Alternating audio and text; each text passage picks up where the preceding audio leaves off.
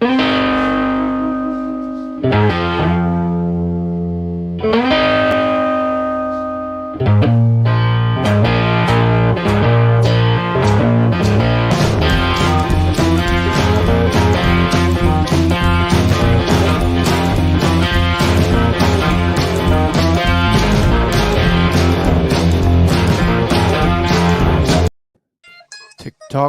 it's time to rock. TikTok, time to rock. Good morning. Good morning. Not bad. Hello, rockers. Good evening. Good evening. Good afternoon. Good morning. Good evening and good afternoon. Welcome to the Sunday show. Where we Happy cover Mother's all the Day. time zones. Happy Mother's Day to all the mothers out there. Not interesting, not in the UK. It's not Mother's Day in the UK. Is it Mother's Day on Aussie? Yeah. Okay. Oh, okay. All right. Yeah. See, we get it right. We get it right. That's because the UK is a weird place. You're a bunch of weirdos. According to it's Sunday the 14th of March. So we've either time travelled or you're all wrong. Oh, okay. You're like, see, it's like the insubordinate children, isn't it? So we set it all up for you. We, the parents, set it all up for you, got it all organised. No, that's not good enough for you colonials, is it? You know, the children of the British Empire. No, you have to go off and do your own thing. Fine. Well, at least we still drive on the right side of the road. Not like the Americans. Yes, that's true. True. Yes. The Americans, what you know. What are they doing anyway? Oh dear. Who's in the chat? I don't know. Do you know? I haven't. Hold on. Let's have a look. See who's in the chat. Oh, we are. Look, got lots of people. Oh. Rookie error. Volume up. So we've got Mark Tanner. Good morning, Mark. Brian. Thanks for yesterday, Brian. Really cool. Loads of cool pictures. Loads of cool stories. Really good. The Dogpa. Hi, the Dogpa. Derek Clapton as well. So look at this. He's getting into. You're getting into the habit, Derek. So that's I think who we've got right now. So good morning, all. Hope you're all good. And Awesome. Yeah, I'm good. I had my second vaccination yesterday. Yeah, man. So that's good. I'm fully vaxxed up, which is good. It's awesome.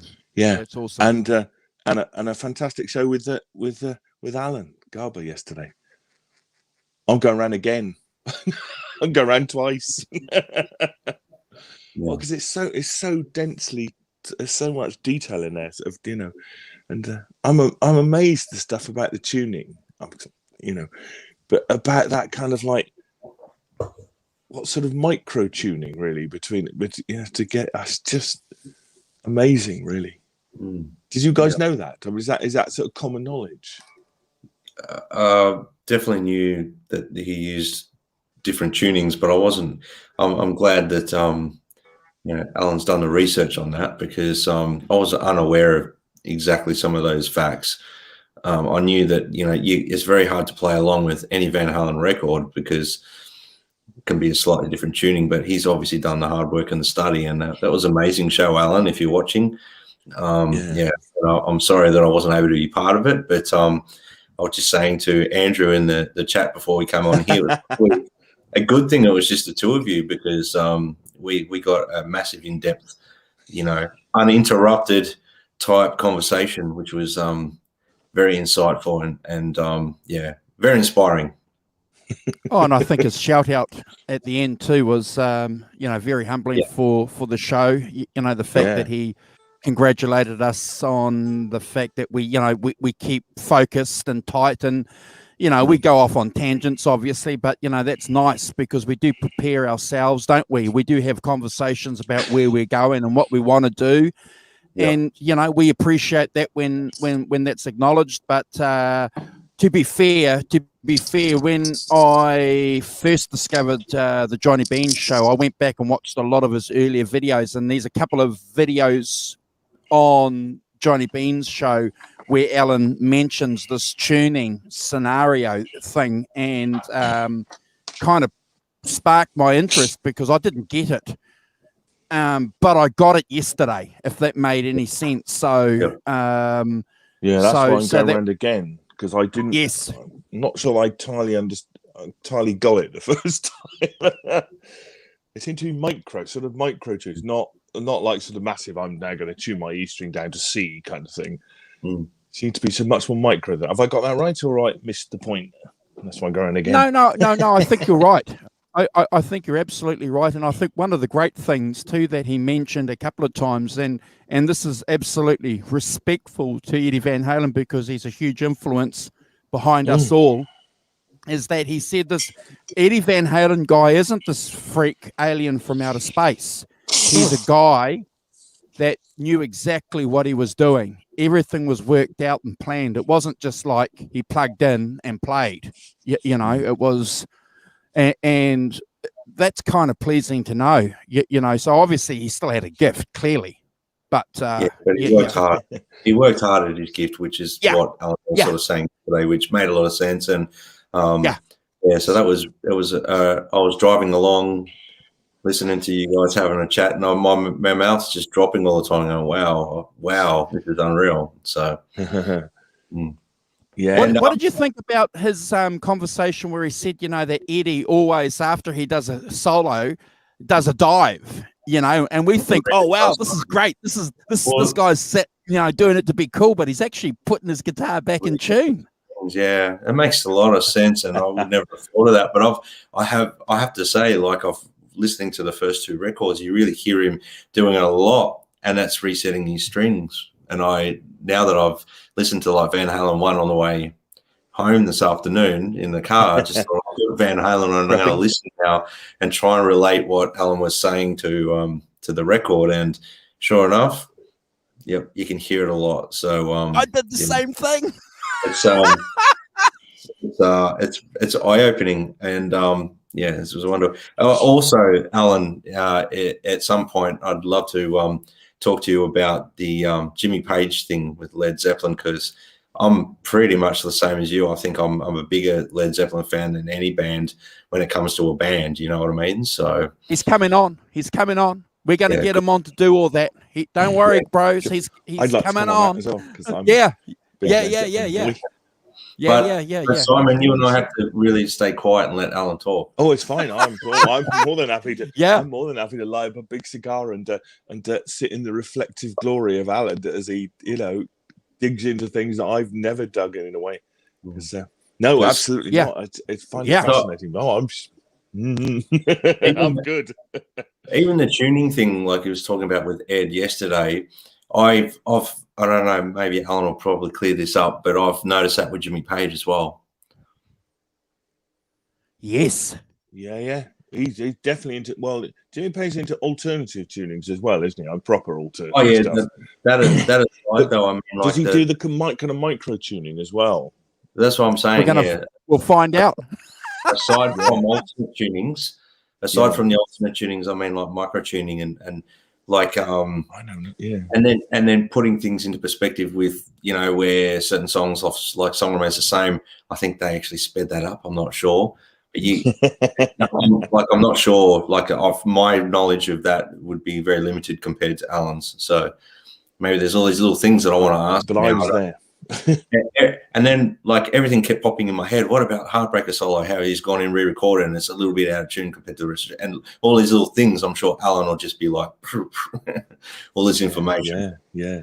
Yes. So I've already flicked him an email, guys, to give us an agenda of what he wants to talk about in relation to Led Zeppelin, because obviously that's a big part of the show that we do. So I'll pass that information on with you, and we can narrow that down to a couple of shows with him. One point before we get into the show that I found really interesting, and I want you guys to sort of give me some feedback. Isn't it interesting how he said that he played fixed guitars a lot, and then went through and then overdubbed, you know, the guitar with the trem system so that he could stay in tune with with the fixed bridge. I thought, man, again, Well, just is that just to explain, so predominantly all the rhythm tracks he played are no, not all, but predominantly on Van Halen 1 and 2. I think he used the Destroyer quite a bit as like main tracks, and there's songs where he's without not a whammy bar. Yeah, well, there's tracks he's not even using Frankie on, and vice versa. There's tracks where he's not even using Destroyer on, so the Ibanez. But but that I found all that stuff. There was little bits and pieces that I was aware of, but I not in that depth. So it would kind of just, it's like, wow, now I know. So it's good. Blew me away, bro. And I don't pretend to be an expert at all. So, no, man, like we keep saying, Andrew, we're just three guys that are passionate about what we're doing, and there's always room and for someone to come in that's done their study, because there's people like Alan out there that do that. They sit around and they'll just dive into something for 20, 30 years, and their knowledge is invaluable. Yeah. Oh, completely. And I think we could tap into that, and I think we're absolutely the show for that, aren't we? We're absolutely the show that loves that kind of detail and that kind of insight into what we're doing. Yeah, you're right, definitely. Simon. Absolutely, you're right. This is our show is the perfect show for that kind of detail. Absolutely. And I know we say that humbly, but this is the show for you to come and talk about that kind of stuff, because we just love it. We relish it. We're geeks when it comes to this style of music and all that stuff. We just want to geek out and learn more. That's geeking for music. Yeah. Which is, I think, is fun. I've always liked the details of what people did and how they did, and I think it's really interesting. And so if you want that, we're the channel for you. Yeah. We got some news, guys. So I think Brad's got a couple of news items, and then Simon, you've got a couple of news items that we need to talk about because, we like to be relevant, guys, don't we? Yes. Well, it's Alex from Halen's birthday, so happy birthday, Alex! Happy birthday, Alex! Yeah, I know you're watching us from afar. Happy birthday! That's from us here in the 5150 show, from Kurt as well, I'm sure, and everyone in the chat. So hopefully you have a wonderful birthday. And David Coverdale's ex-wife Tawny has passed away, so that's a little bit of news there. 58 years of age, but I'm sure every red hot blooded boy man that likes rock music has seen Still the Night film clip and enjoyed watching her dance and everything around the Jaguars and making the film clip a highlight. So very sad. Yep. Yeah, only 59. That's too young, bro. Too young. Yep. Several years under the meat. You're only a spring chicken too, Simon. Spring chicken. So try to be. Yeah. It's sad news there, but anyway, that's it from me. What do you got there, Simon? Well, I've got just if people want to check out something a bit interesting, so I can get this going. Here we go. This is an interview with Bernie Martin on the Word in Your Ear. You can cut up on YouTube when you're. Come on, stop over compensating. Yeah, we can see it. And they're all talking about his biography, which he's brought out. It's really interesting, really cool. Lots of cool stories. So if people want to check that out, Bernie's a great raconteur and has lots of stories and stuff. And there's plenty in there to get your teeth into. It's really good fun. Yeah. For that, so check that out. Checking that out, sure. Yeah. Yeah, appreciate it. Yeah. I appreciate it, Simon. I'll definitely be checking that out. I'm just thinking something came into my head, guys, and we're going to have to probably at some stage later on in the year go back and revisit the Layla album, because that guy, that Beatles expert, what's his name? has got a new biography coming out on the relationship between George Harrison and Eric Clapton and the work that they did around the Layla album. Put me onto it, Simon. What's the guy's name? I remember his blooming name. I'm just looking it up whilst I keep talking. So when you say revisit, Andrew, go through and make some updates to that show we've done. Yeah. Well, this guy is definitely, an author and a researcher worth following. The work that he's done on, for example, the book that I'm thinking about, it's about Abbey Road, and he did some research onto the mixing desk and why Abbey Road sounded so good and so different from other Beatles albums. So the guy's just got this talent to go and dig deep. So I'm thinking once this book is released and we, digest a bit of it, then we can just do it, an updated show on some facts that we think might be interesting in relation to the Layla album, because that's still a highlight for me, that show that we did, those two shows last year. I look back on those two shows fondly. They pretty good. Pretty good shows, guys. Yeah, if you haven't seen them, go back and watch them. Go back and watch them, guys. They were fun shows to do. Yeah. Everyone loves that Layla and Other Assorted Love Songs album. Everyone loves that.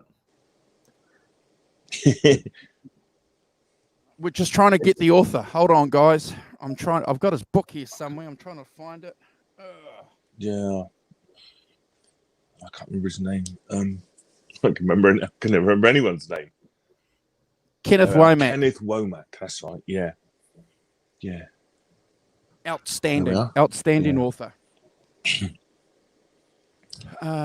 What's Derek? He's got a comment here. Bernie's a great guy. Hand delivered some copies of his book to unsuspecting recipients.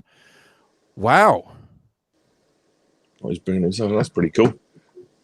Yeah. When I went to 2 years, it must be 2 years ago, when I went to see my friend Ariel Posen, Bernie turned up with the Beast, and they jammed. I've got a little bit of film of them jamming, but in this little pub in Swindon. It was amazing, Wow! And my God, the sound of that guitar. I mean, even just him just plugging it inside, it's a serious sound. You just sit and it's huge. I mean, just huge sound. Clearly he's just plugging into amp. He's got no pedals or anything like that. So it's just the amp and just the guitar. It's just this vast, great roaring sound comes out of it, but kind of, not sharp, kind of mellow, kind of not. Yeah, amazing. I've got some film on my phone somewhere of it lurking about. I don't know. I can't remember what they were playing, but yeah, him, Ariel, and Chris Buck were all playing. Beautiful. So yeah, awesome. Yeah. Fantastic. Okay, so the topic of so guys, this is a little bit of a detour from what we normally do. We decided that we wanted to keep this show a little bit relevant. This gig that came out in February last year, literally days before the global thing that happened, and probably the last gig of any significance since then. We decided that we'd just talk about that. Pick 5 songs. I've got 5 songs that I've picked that we probably won't go too in depth in, but offer just maybe bit of a backstory on why we think that song's important. I've got some photos to share too, guys, in relation to the gig, so we can go through that. Have you guys seen the film or any of the video footage that's available on YouTube? I watched the bits and pieces that are all over YouTube, and I'll pretty much listen to the record twice through on my journey, basically back and forth to my gig over the weekend. So I had a good listen to it. There's a lot to absorb there. There's a lot of brilliant stuff going on. So I can imagine, like, the footage makes it a little bit more relatable. Like, you can watch it and you connect with it a little bit more. So I think just listening to it without having seen the footage, it's a bit harder to absorb it. Like, I think the visual is a big part of watching this, because you're watching who's performing, what they're doing, because it's a fairly tight unit band too, and you get to see which I've got in my notes here. So you've just again, I've told you off before, and I'm going to stop reading my show notes. but look, I think you've made the number one key point about this gig, and I know that we are a show that loves talking about records and, you know, when they dropped, and try and relate the album to a time or whatever, or to a sequence, or a legacy or a time frame of a band or an artist. But I think Brad's specifically hit the nail on the head in relation to this. You have to see the videos or some of the clips to appreciate that this gig wasn't just about guys and girls performing, because the actual fact was the performers were in awe too. So if you have a look in, you know, some of the cuts, you see the performers standing there in the wings watching the other performers, you know, like they used to in the old days, you know, standing there with their drawers dropped. And yeah. And I'll just give you one little interesting thing before I hand it over to you guys. You know, John Mayall, for example, when he sings All Your Love. So it's a horrible vocal. It's a horrible vocal, in my opinion, on here. It's horrible. It's horrible. It's horrible. But when you watch it, when you see it in the context of the film, that this guy is, in his 80s, and the reverence that people have just being around this guy, who's one of the fathers of the British electric blues scene. It's almost like they're worshipping him. It's it doesn't come across on the song. So I think you've hit the nail on the head there, Brad. Yeah, he's 87, John Mayall. Yeah, wow. Yeah. So, watching the footage, you can see the admiration, even just the players performing together. You can see them just in awe of each other. So that's always something that you can't replicate just listening to a live recording on Spotify or on a CD, in my opinion. Simon? Yeah, it's interesting. I sort of say a couple of things about it, really. One is, I completely agree that there's a certain thing you get from the visuals that that you don't quite get on the recording. The other thing I'd say is that the thing that struck me was that, and in a way, I feel great sympathy with all those performers, because you come on, you do 2 songs or 1 song, and then you go off again. You know, and that's as far as I can remember. I've not seen the program. So it looked like dog fur. Answer machine messages.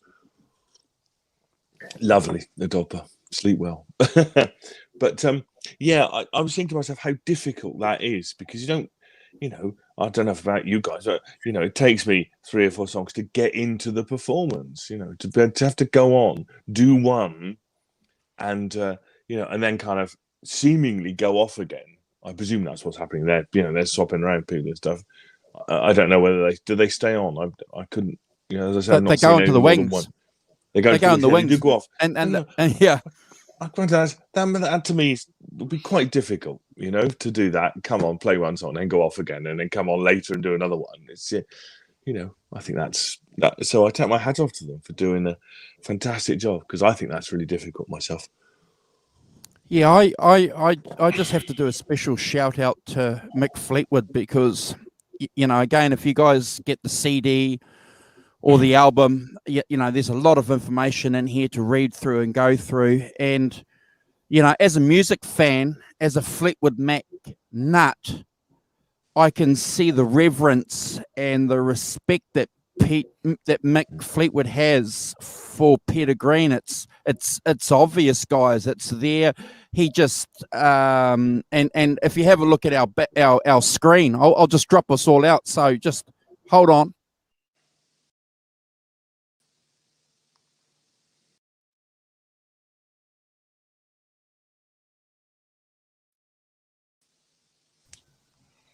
just the way that he's hugging that guitar, I just take my hat off to Mick Fleetwood in organising this and getting these people from all around the world, to come together, but even more especially to do it when Peter was alive. Hey, Mo. Yes. Hi, Mo. Welcome. Yeah, I agree. And clearly, he's one of those guys, isn't he, Mick Fleetwood, that, that never forgot, and sort of, had it all. And, it's a shame that Peter didn't appear, but clearly, I don't know. Do you think he knew that Peter was really on his last legs? Well, look, I think so, Simon, and I think that's a great question because he came out. You feel like that, don't you? You feel like it. He came out and said that he wished everyone well, and didn't want to be, and If people knew that he was, sick, well, we didn't know, did we? No, and I don't. It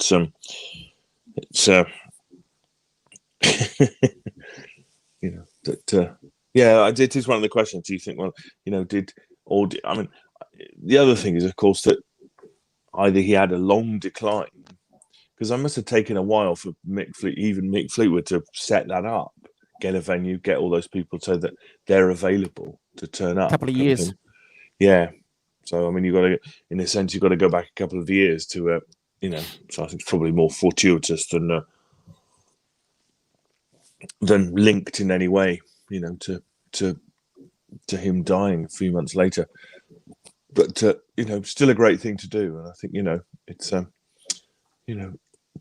it's a really cool way to, to sort of, as it turned out, a really cool way to remember him, kind of, for people to pay tribute, all those people to turn up and, do something, and it's really great to see the influence that he had.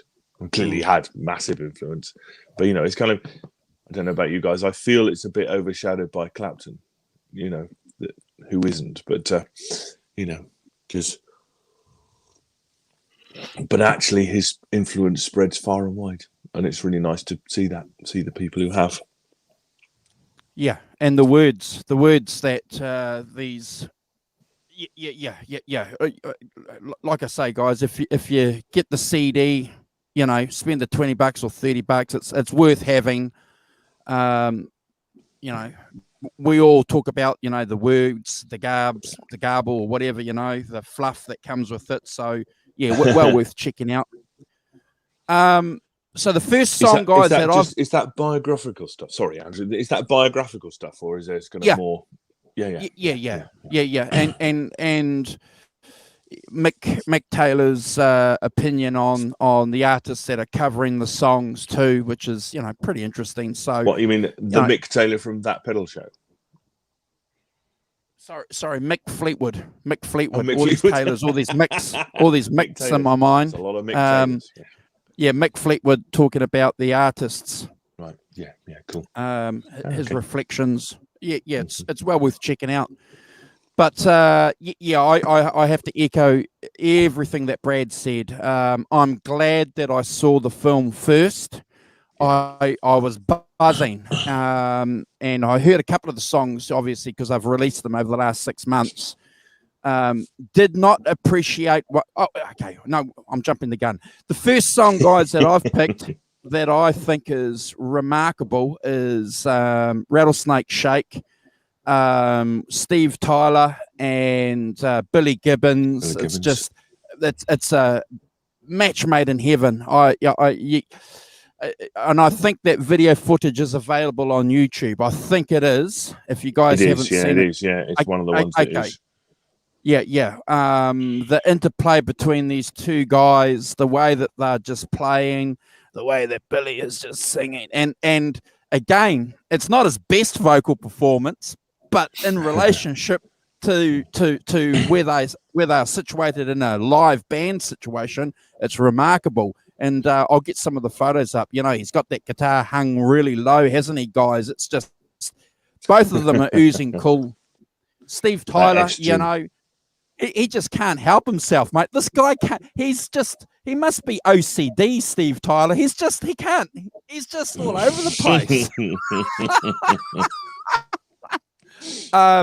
And a pretty good harp player. Not bad.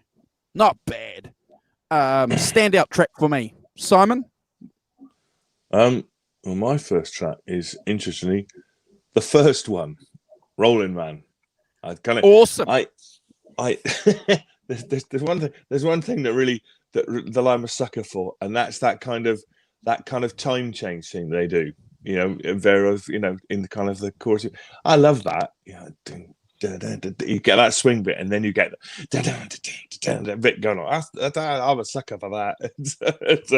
And I think it's a really great opening. I think it's got a real swing to it, and I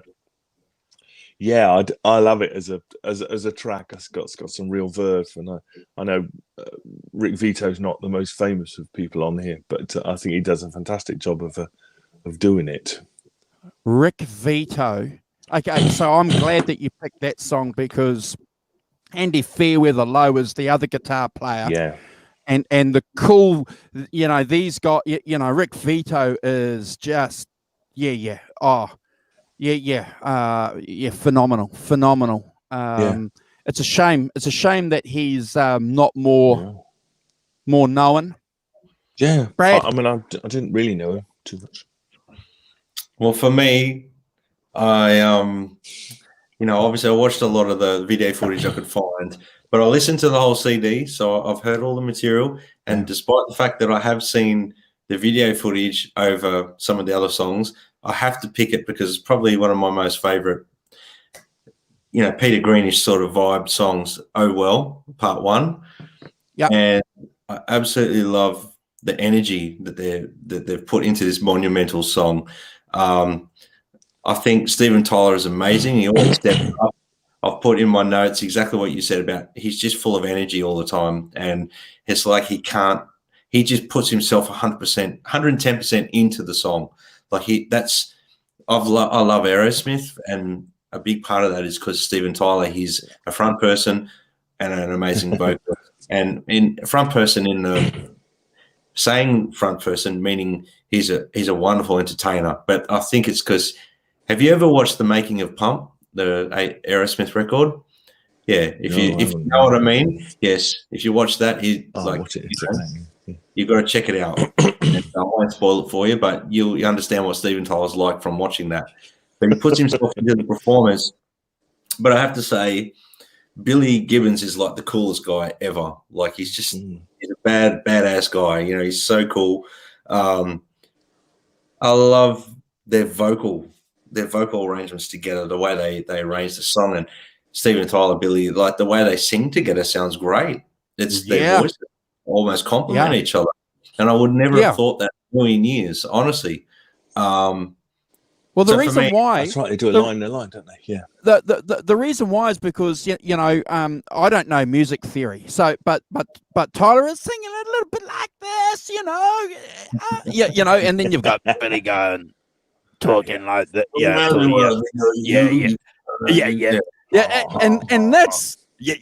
and that's why it works, man. It's brilliant. He's got an I mean, I've always loved Billy Gibbons' voice, but over the years, he's got more of that sort of worn-out, rusty, raw sort of vocal approach, and I love his vocals now. But anyway, like for me, it's a great version of the song. The arrangement's really special. Mick Fleetwood, like he's put a great feel on the drums for this one. I love the trading guitars. So that to me, like in my eyes, is like a 20 out of 10. That version of it. It's fantastic. I really I just want to do a quick shout out. So Mo Show said that he's met Peter Green several times. He didn't want to talk about music at the time. He was more interested in football. So why not? There you go. Yeah, so interesting that the North London lad likes West Ham. Yeah. What was it? Not Tottenham or Arsenal? But yeah, precisely. Well, See, yes, see, I Tottenham's support awesome. Tottenham Hotspur, and I've been a Tottenham Hotspur fan since 1981. And one of the nicknames for Tottenham Hotspur is the Yid Army. That's right. Yeah. And we all know where Peter Green. So it's interesting that he obviously didn't want to be part of the Yid Army, so he wanted to go across with to the East End, with West Ham, with the real bother boys. Yeah, the firm. Yes. Oh dear. Yeah, funny. Cool. That must have been amazing, Mo. That's to do that. Mind you, don't you think that's quite often the way with I think I hear that quite a lot. You meet rock stars and stuff, musicians. Don't necessarily want to talk about music. They want to talk about other stuff. Yeah. That it's interesting to like what their hobbies might be or things they do when they're not actually playing, because everyone asks them about music and actually another way is to talk to them about stuff that's not music, because sometimes that's a good in to people. Yeah. Well, I went and watched Peter Green play in 2010 at Prince of Wales Hotel here in St Kilda, and he seemed really into his music at that point. But obviously he was just he was playing really into it. So obviously maybe talking about it's just something he just finds boring. Awesome. Yeah. The next song, guys, that I've picked, and it blew me away, the way that they changed the set and they came on the acoustic set, Noel Gallagher coming out playing a big a Gibson Dove, World Keeps on Turning. And I just didn't think that Noel Gallagher had it in him, but and he makes a point about something about playing the blues, or I'm having a go at playing the blues or something like that, and that typical Noel Gallagher attitude. Mancunian, yes. But I just I think, because he does a couple of numbers, and I've picked that one as a standout feature. And incidentally, there's a couple of shots of him standing in the wings watching other artists, and he's got this biggest grin on his face watching these artists. It's just, you can see that he's just been caught up in this whole environment as a fan as well. I don't know if those tracks are on YouTube, but Noel Gallagher is, man, that guy can play the blues. Typical Mancunian insouciance, slightly. Just having a go. Actually, I did quite a lot of work for this because I don't want to look an idiot. No doubt. Yeah, but it's that kind of thing. Is it? Yeah, I'm attempting to play the blues as a kind of typical insouciant Mancunian stroke British thing. Having spent months studying it in detail. Get where you are. Okay, my second choice is Dr. Brown with Billy Gibbons on. You see, this track takes me back in the early 70s, before you guys were born. That straight ahead 12-bar blues, that really straight ahead kind of major key 12-bar blues. It's like as done by Status Quo, if you like, as the famous purveyors of it. That's part of my DNA. That's what bands played in 1972, in the way that blues players don't play anymore. They don't play straight 12-bar blues stuff anymore. It's lots of odd chords and stuff, and that's fine. It progresses and changes. But this takes me back to being 14, where you've got that kind of and that's part of my DNA. And I was sort of thrilled when this came up, and kind of and had that real kind of classic 12-bar boogie to it, and obviously Billy Gibbons is a never a wrong thing with Billy Gibbons playing. I love the classic boogie, him and his gruff vocals. And that was the thing I was saying earlier on. The first couple of lines are a bit, I gotta get my voice going, and then come on and just do something like that. And I thought it was great. I love the classic Billy Gibbons solo over the twice round, and then the solo. And I was thrilled. I just got a deep kind of primal thrill from just having that 12-bar blues thing going on. So that's my second choice. Good choice. Really cool. Brad? Yeah, well, my second choice is part 2 of Oh Well, Dave Gilmour. That's I mean, I love Pink Floyd and I love Dave Gilmour. But to hear this is what I wrote down. I wrote Dave Gilmour was the perfect person to perform this track. Like, it's a fantastic arrangement. His guitar playing is hauntingly great. His guitar playing is hauntingly amazing. To see him step up there with the black Strat, and this is where the visual part of it comes in for me. Yeah. I know it's probably not his Pink Floyd guitar, the black one he's using, but to see him step up with the black Strat, the white pickup, the brown strap with the cross on it, and the maple neck, and his signature guitar tone, it gives me goosebumps. It's ambient, it's moody, it drifts off during the performance, like you get a bit lost in it because it's so ambient and so good. It's that was a highlight for me listening to that. I think I listened to Oh Well and Oh Well Part 2 about 3 or 4 times over any other of the tracks, just because they were just so well performed. The arrangements were great. Mick Fleetwood was really good on them. He put a lot of love into those tracks. The arrangement of the part 1, but I see part 1 and part 2 as 2 completely different tracks. Yeah. So true. That's why I've separated it as part 2 as being my second pick. Yeah, that's a good point. And that was the first and only time so far that song has been played live. So I didn't pick that. I was hoping that one of my co-hosts would pick that. So that's certainly not on my list. I picked it as well later. Oh, you picked it? Okay, I didn't. Okay, all right. Talking about the drumming too, so there's just one other point. I'm going to give another spoiler for you guys. So Mick Fleetwood's drumming, but Zach Starkey is the backup drummer, and drumming with him, and for obvious reasons. And boy, Zach Starkey, he's a chip off the old block. That boy. Yeah. Well, he's played with the Who, hasn't he? Played a lot with the Who. Zach Starkey. clearly an excellent drummer. Yeah. But he's a little guy, and at the end of the film, and Mick Fleetwood's up, and he comes bouncing out, onto the stage to do their little hug and their bow, and he just looks like his old man. He's just got that cheeky grin, and humble cheeky grin.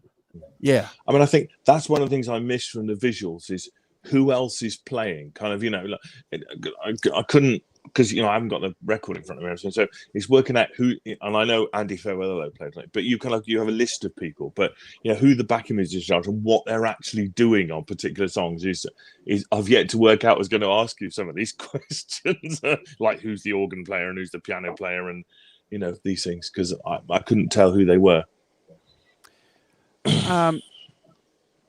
So third song. Okay, look, I had to pick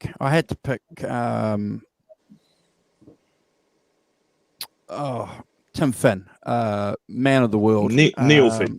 Not his brother. Had to pick that. I always love that song, Man of the World. I just love it. The different versions that Fleetwood Mac have done over the years. It's a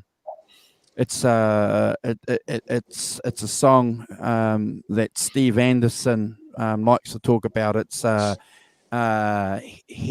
raising. It's a hair raising song, goosebump song for me, and it's probably a song that I might have at my funeral. Yeah. Love the Shout out to Steve Anderson. Hope you're all right, mate. Yeah, Hope he's all right, Mr. Anderson. And it was just you're awesome to see the way that Neil Finn was playing it. You know, again, he comes bouncing out.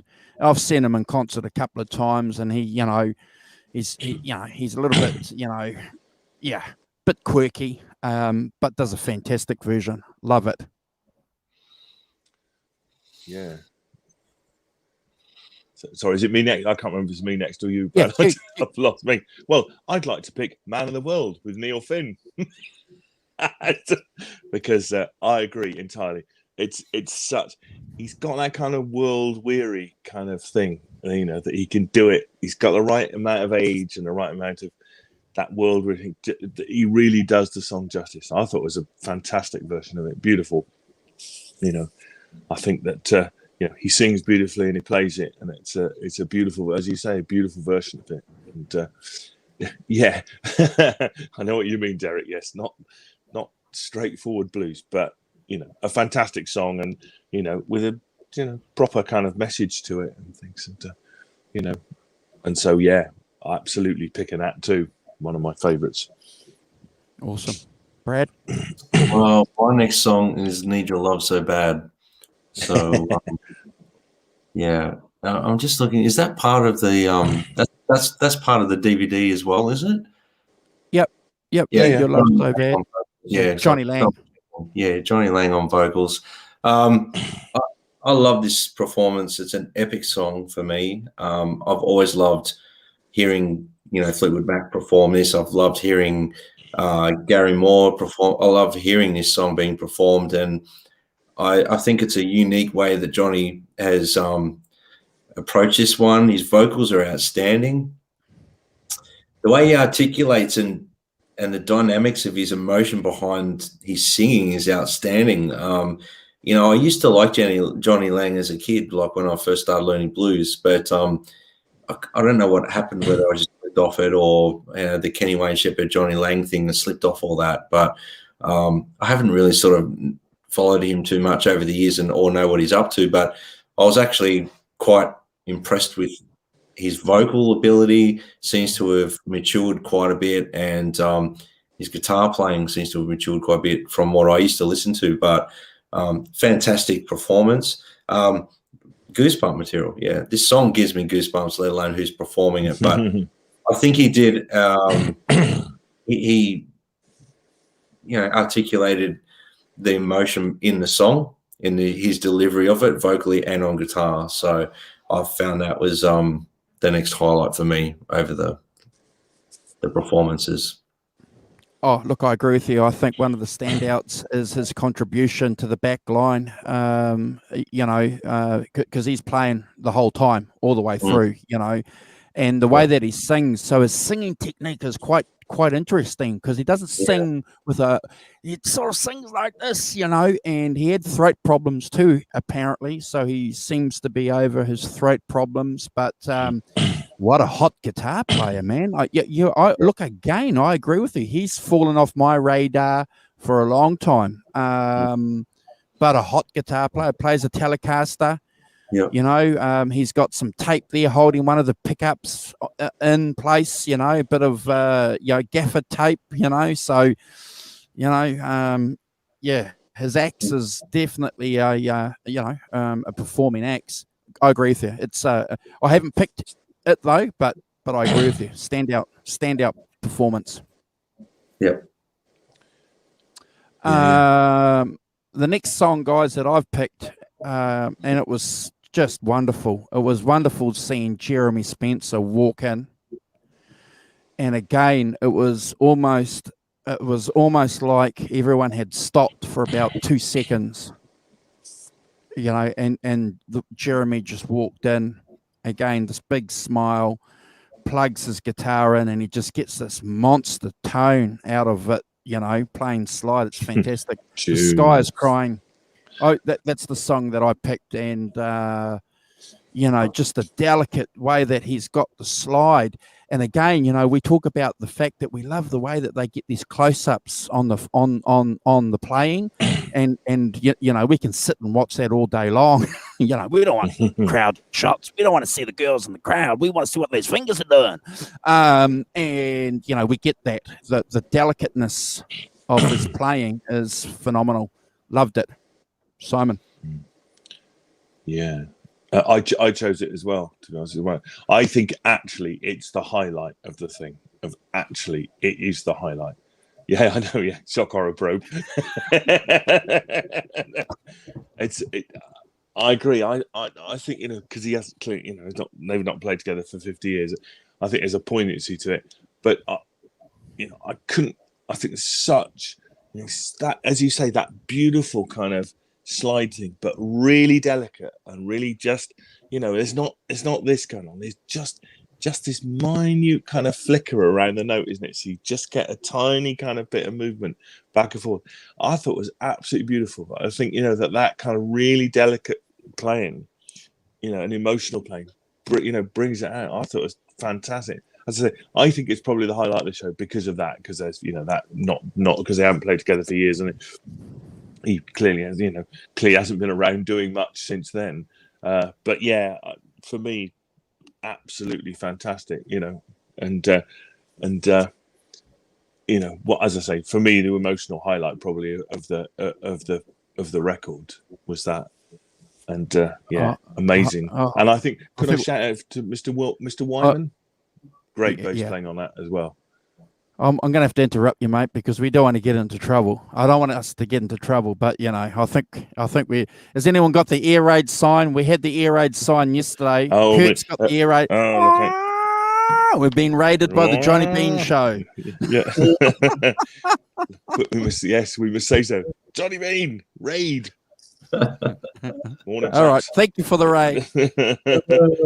Remus, John BL, Black Salami, Mike Rogers. Look at that. Black Salami. Nerd Halen. What a great name. Caleb. Yeah. Caleb. I want to see more of that guitar. I want to see more of that music, man, Caleb. Hi, Janice. Yes. Yeah. Cool guitar, Caleb. Very cool guitar.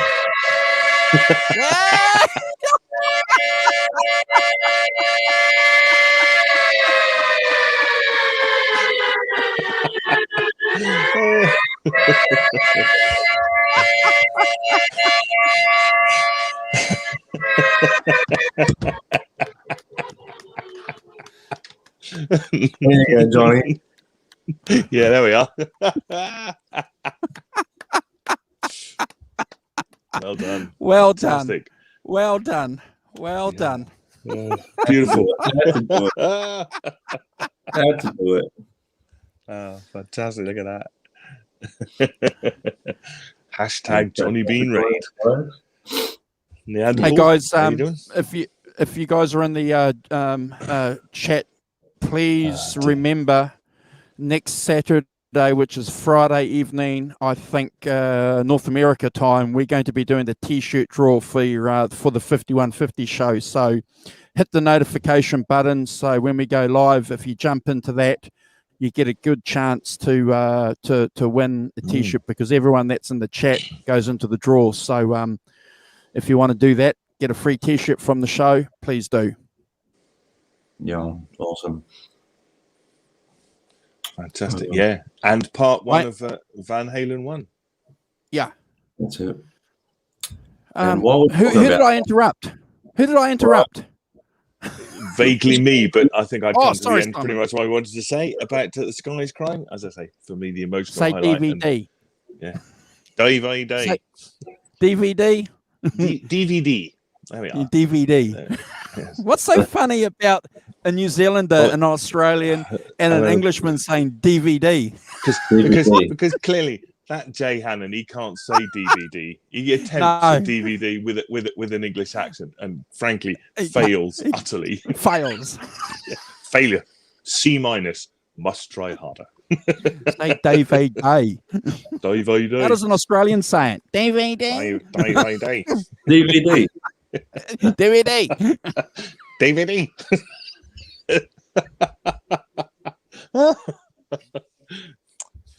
Oh my God! Hey, because we've got some raiders in here, raiders of the Johnny Bean Ark. Can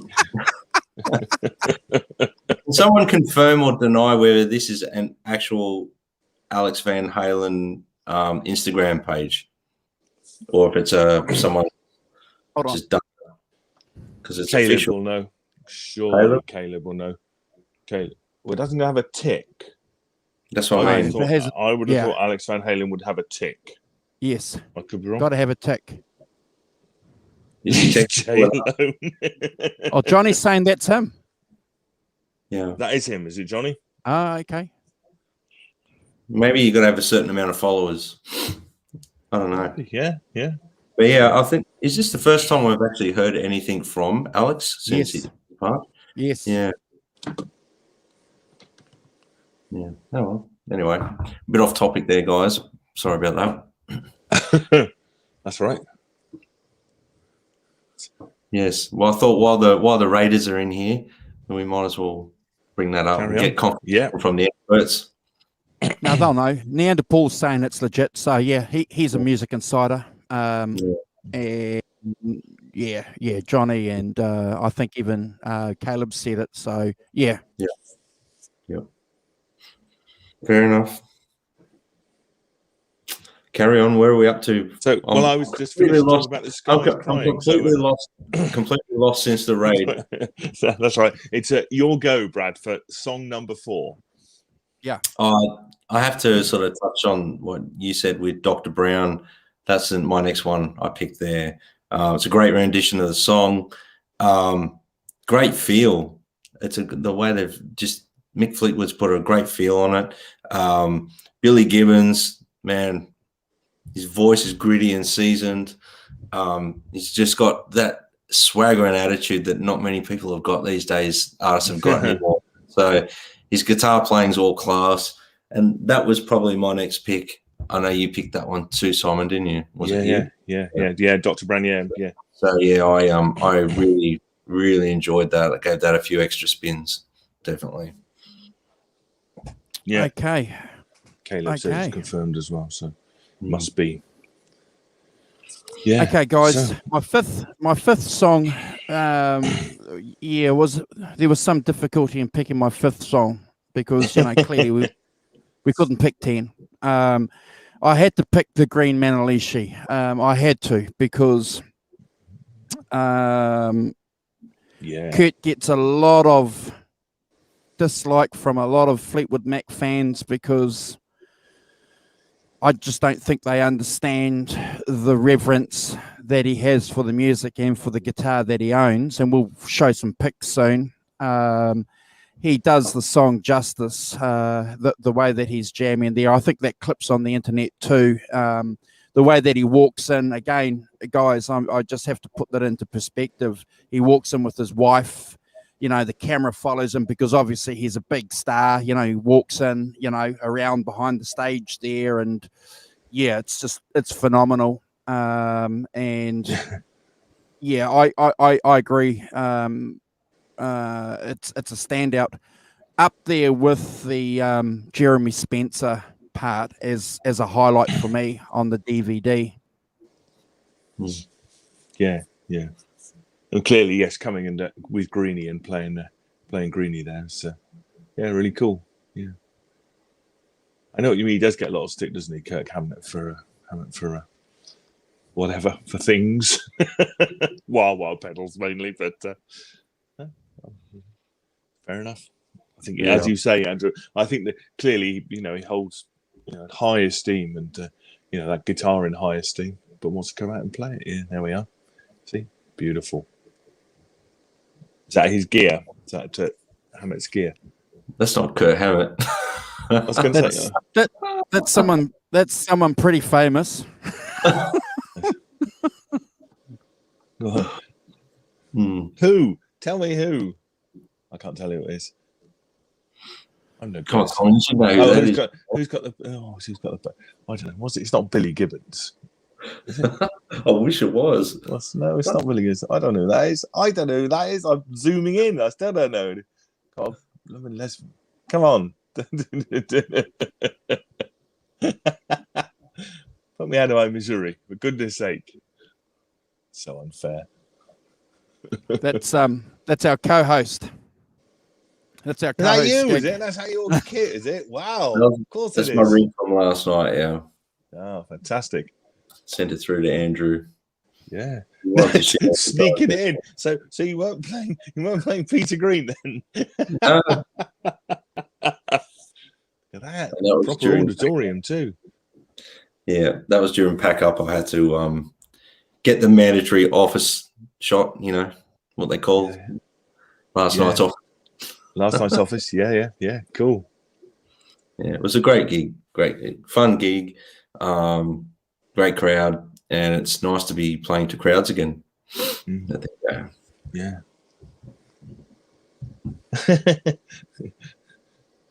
It's funny they let David Gilmour hold it. Yeah. Greeny. Yeah. But Amazing. I'll show some more pics, guys, when we go through that. Yeah. So you guys have got your last song to. Yeah. Mine. My last song is. And then we're going to get. And then Johnny Bean's going to come into the chat and hang out with us for a little while. Okay, cool. We'll grill him on the Fleetwood Mac, see what he knows. Yeah. You better be good. Yeah, you better be good, Johnny. You better be coming on. You better be good. He's got to say DVD. Yeah, Yeah. absolutely. Dave Day. I don't even understand why we need to say that, but one of us must say it funny, so we'll keep saying it. It's fantastic. What doesn't matter. Yeah. So anyway, my last choice is Oh Well Part 2, and I kind of did the same as you, Brad. David Gilmour, of course. Yeah, that's right. Of course, it's because it's tailor made for him playing a guitar on it, and he does a fantastically beautiful job. David Gilmour is one of my favorite guitar players, and it's I think he's the classic kind of reserved Brit in person, and yet it's all in his playing. That emotion is all in his playing, or when he plays, not if you're sort of speaking to him or whatever. But it's kind of quite reserved and sort of quite British, sort of thing. But I think he does. It suits him perfectly, and he does a beautiful job. And it's a beautiful, soaring piece of playing. And as you say, get lost in it. Hey, Sean. Could go on for ages. Hi, Sean Dimmerman. Yeah. So really clearly a favourite of mine because I love David Gilmour, and I think he delivers beautifully and does the song justice. Completely does justice. Brad. Well, for me, my last one was Rattlesnake Shake. I mean, I've always loved the song. I've always loved it. Steven Tyler, he's probably one of my favourite frontmen. That's still relevant today, in my opinion. He still puts in 110%. The band's playing fantastic, and Billy Gibbons is all class. So, and I love that double time section at the end. The feel that they're putting on it as well was fantastic. So that was my next pick. But I want to give honourable mention to Albatross for Gilmour's playing on that. That was phenomenal. And that was going to be – that got bumped, basically. And there was what was the other one? Homework. I wanted to potentially pick Homework, but it got bumped because I thought I was going to throw Oh Well 1 and 2 in there, not just Oh Well 1. So, yeah. Yeah, I bumped Albatross for Green Manalishi. Yeah. So that's pretty much it for me. Yeah. So I think that me too. It's quite difficult. I think I just went on purely on my emotional responses to the songs. I did the same as you, but I listened to it I think 3 times, but pretty much the same. And I went on my emotional responses to the songs, really, Yeah. And and I haven't deep, 3 times is not a deep dive into it at all. But that's what I went on to choose. Really, I think about honourable mentions. I was just going, I've got about 10 honourable mentions. The rest of the tracks, that we didn't mention. But I think it's a lot of fun, isn't it? Let's be fair. It's a lot of fun. A lot of cool people on there. A lot of cool playing and stuff. And as I say, I think they did. I'll go back to my original point, which is, they did a fantastic job considering, I don't know how, it's quite difficult to go on, play one song and then go off again and then come back later and play another one, especially vocally and things, it's anyone's got to go warm up a bit, haven't you, kind of thing, to warm up, start to get into the groove and then have to go off again. I think that's probably quite hard work, but they did it beautifully. Yeah, intimate venue, and it was a fundraiser for the Teenage Cancer Trust. So money, went to a charity, which is always a good thing. But yeah, I'm looking forward to getting the DVD or buying the download stream if it becomes available on Apple. You can go on to Nugs and buy it, but you can only, have it for a couple of days or something like that. So like a lot of us, when we buy a DVD or something, we want to actually have it or own the link where we can, stream it on our device anytime soon. But just a remarkable event. Top marks to Mick Fleetwood. Yeah. If you ever watch this, we've 3 British Electric Blues fans. We've got people in the chat who are British Electric Blues fans, and top marks to you for giving the recognition to Peter Green that he deserves, and for not forgetting your roots, because right from the word go, I've got a couple of, this book here that came out, even his biography, Simon and Brad, he's got a chapter on Peter Green in his biography where he calls Peter Green his captain, his mentor. He learned everything about being a musician and other things, all from Peter Green. So yeah, that's tremendous. Yeah. Good morning, Lloyd Hollerbeck. Hey, Lloyd. You enjoyed Brian's show last night. That's really cool. We'll flick through some of these photos, guys, that I've got up here, eh? Yeah, is that cool? That'd be great. Yeah. Okay, so let's have a look here and see what we got. Give me Nelson. Morning, Nelson. Hey, Nelson, good to see you, brother. Thank you for joining us. Hope you're good. Always a regular. He's becoming a regular of the show. Hold on, guys. Cool. Very cool. So that's the cover of the Guitar World magazine that came out, I think, halfway through last year. So when the album and the DVD should have been released, but obviously didn't because of the global thing.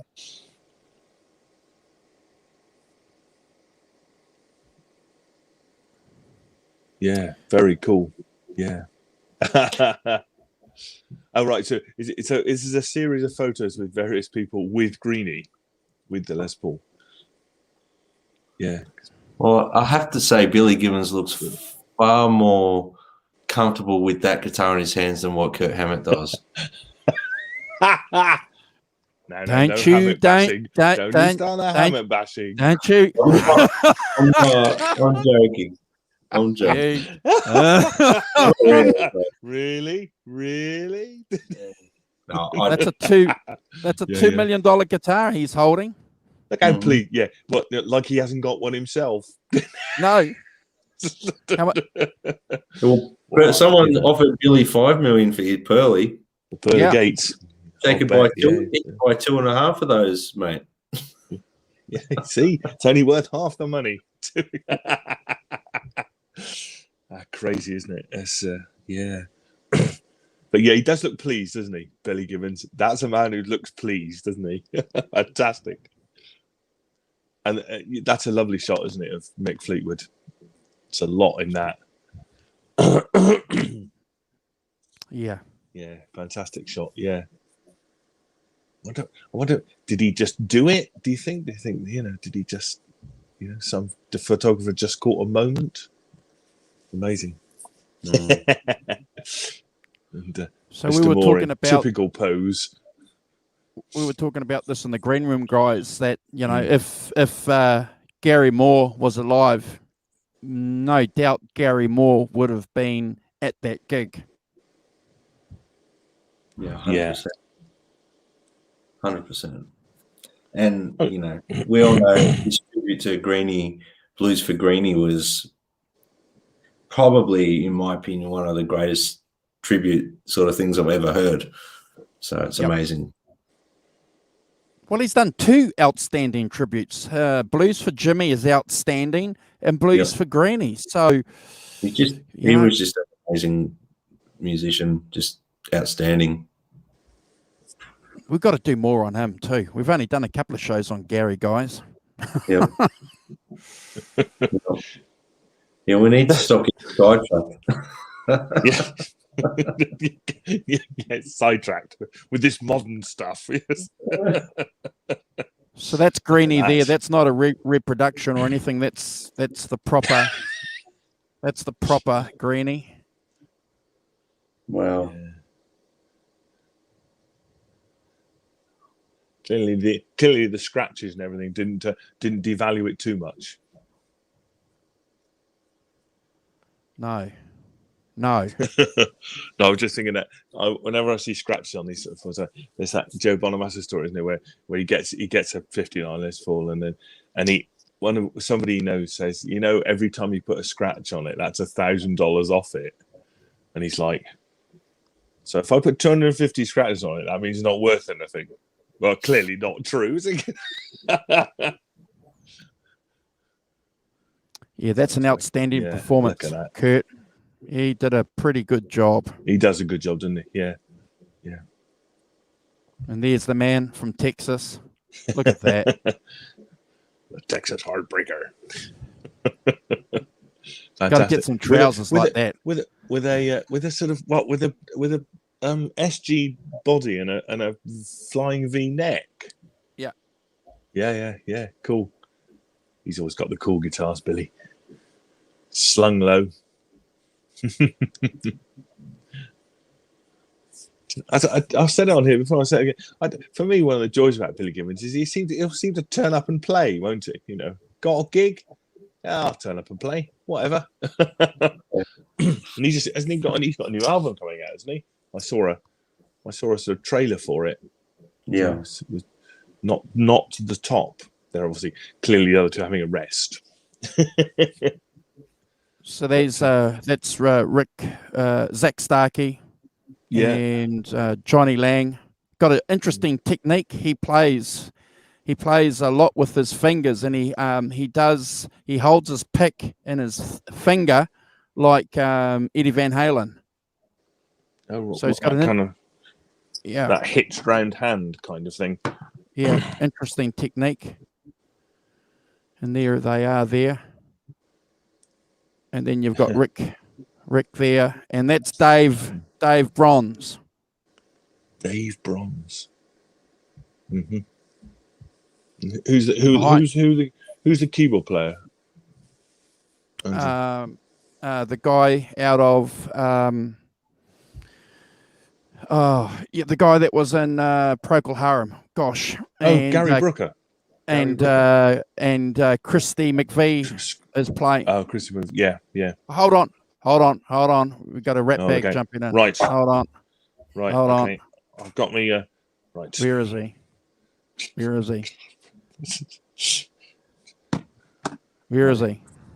Mr. Bean. Hey, Johnny Bean. Where am I? Daddy Bean. Daddy Bean. Hey. Right. Hey. Yeah. Radio version. Right. Oh my gosh. Oh. Hey. Eddie Bean. Turn it off now. Right, Mr. Bean. Pay attention. We have 10 questions on Fleetwood Mac. Starting with what is the band's second album called? Jumpy All. It is called After You. It's called After You. It's called Mr. Wonderful. Yeah. Awesome. No, we won't grill you too much. I didn't know that one. Who bought Peter Green's famous Greenie guitar and currently owns it? I know that one. Yeah. I know. We've just been talking about him. He likes to use a wah pedal. Yeah. Apparently, sometimes. But no Kurt bashing on here, Johnny, because he's a contributor to an outstanding concert. If anybody that knows me, I don't bash anybody on my channel. I know that. I know that. It's the crew that I have around me that you can't. Andrew, you'll learn this, man. Maybe I mean, you have a dedicated crew of Brad and Simon and another Kurt, But the more you do this stuff, the more people that get involved. You can't control what people say on these things. So I know that. You just have to stand your ground with what you believe, and you have to have a disclaimer with, "Hey, I can't control what this guy's going to say because it might be something totally different." But but that's what people dig about these shows is the conversation, the opinions. Yep. The opinions on absolutely. This. Lloyd, and we don't talk politics. So. We don't talk politics. That's one thing that we avoid like the plague. Politics and religion. Yeah. Amongst the things we don't talk about. Politics, religion. Sundays at 11. Sundays at 11. Yes. Weekend world. We don't talk about people that abuse wah pedals in a bad way. Apparently, there's a note inside the case of Greenie that says no wah-wah pedals to be used with this guitar. Signed Gary Moore.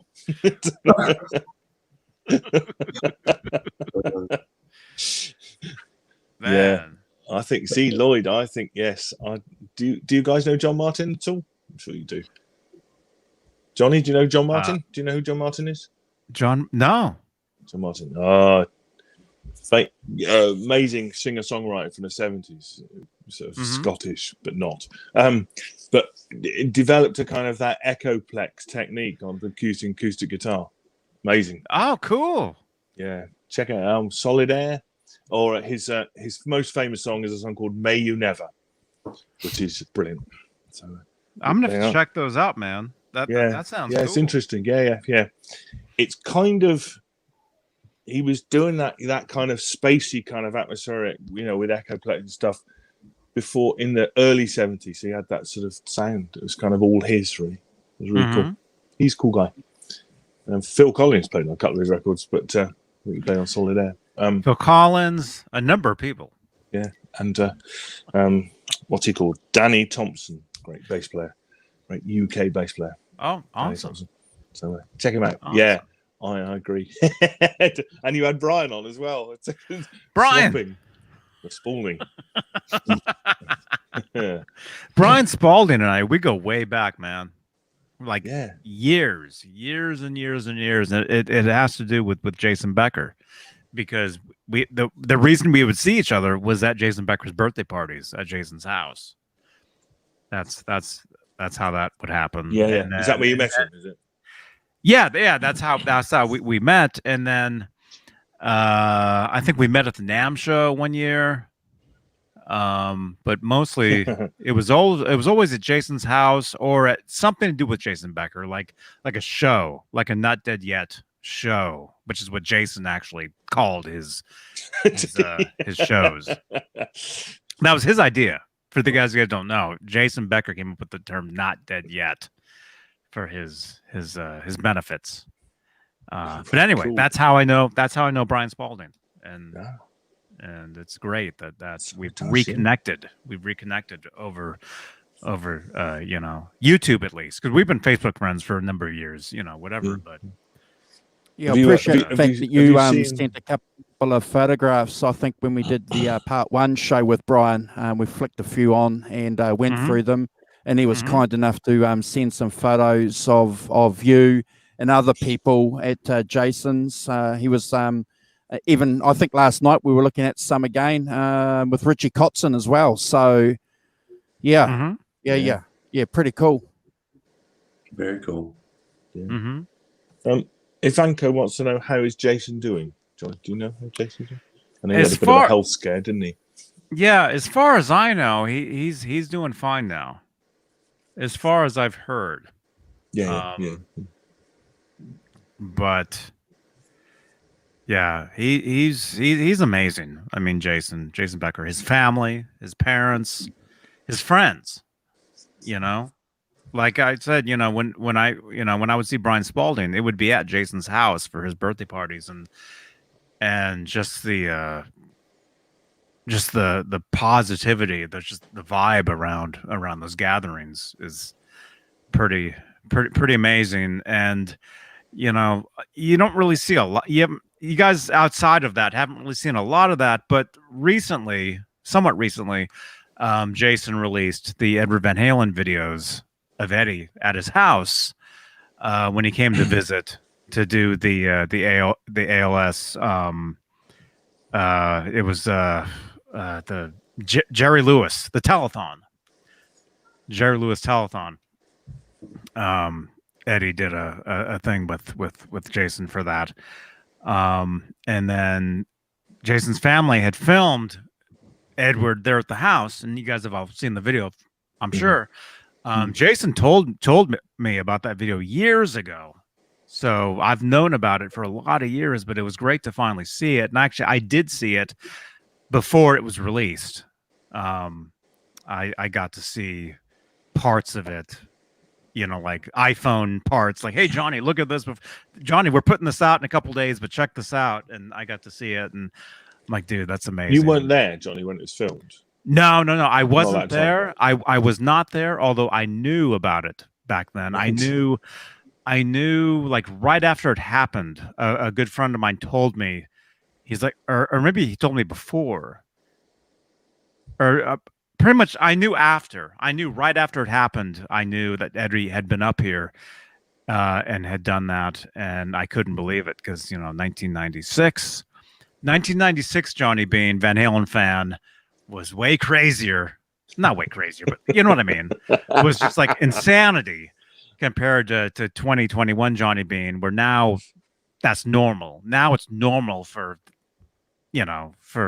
anything that happens in my life now. It's normal. It's not insanity. Like, let's say, you know what I'm saying, but I knew about it. And I was blown away. Like, wow, Eddie was up here, because where Jason lives and where I lived at the time was only 15 minutes away. We weren't far away at the time. No, Renus. I've never done that. No. So far. Not so yet. Far. Not so yet. far. Yes. See. Maybe on my 90th birthday, I might try. Take it up. Why not? Go out on a trip. Go out and flying colors. Go out flying on colors.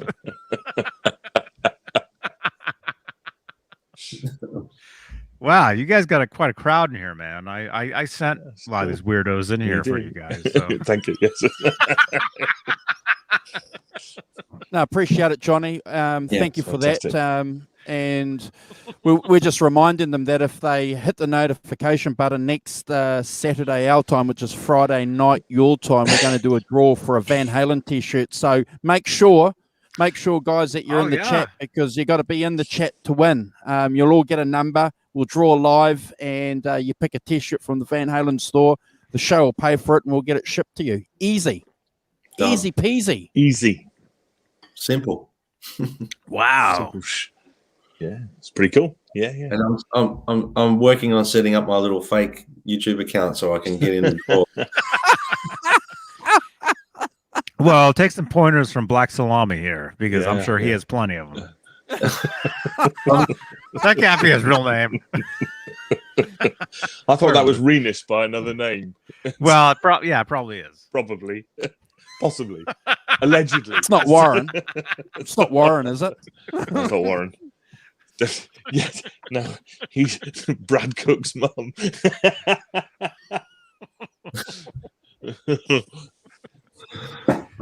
Nerd my Helen God. security. Fantastic.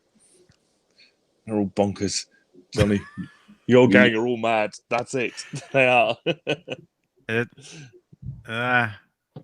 Yeah. I want you to relay some information to us from your show today. So tell us about Caleb's Music Man, please. I didn't get any of the details, but we're all Music Man fans here. Can you keep us up to date with what happened? Yeah. I mean, basically, Caleb had an amber Music Man back in the day, like '93, and he had to sell it. And Paul has a few of them, and they worked out a deal, and they met up today, somewhere, Truck stop exchange. some sketchy neighborhood somewhere. Yeah. Wow. Yeah, a Flying J, which you guys don't know, out here, a Flying J is like it sounds a lot more exciting than it actually is. It sounds like a move. A Flying J. Hey, can you do a Flying J? It's a wrestling move, is it? A wrestling. Well, yeah. A myth exchange. Yeah. You guys got Girth Brooks over here. Okay. Yeah. Basically they met up, they exchanged, and Caleb got, the probably the guitar of his dreams, I would say. Is that, wow. The backstory is, he had that guitar a long time ago, and had to sell it. Yeah. For tax purposes. No. Is it an EVH or EX? Because guys were asking that, and Caleb didn't answer that on Facebook.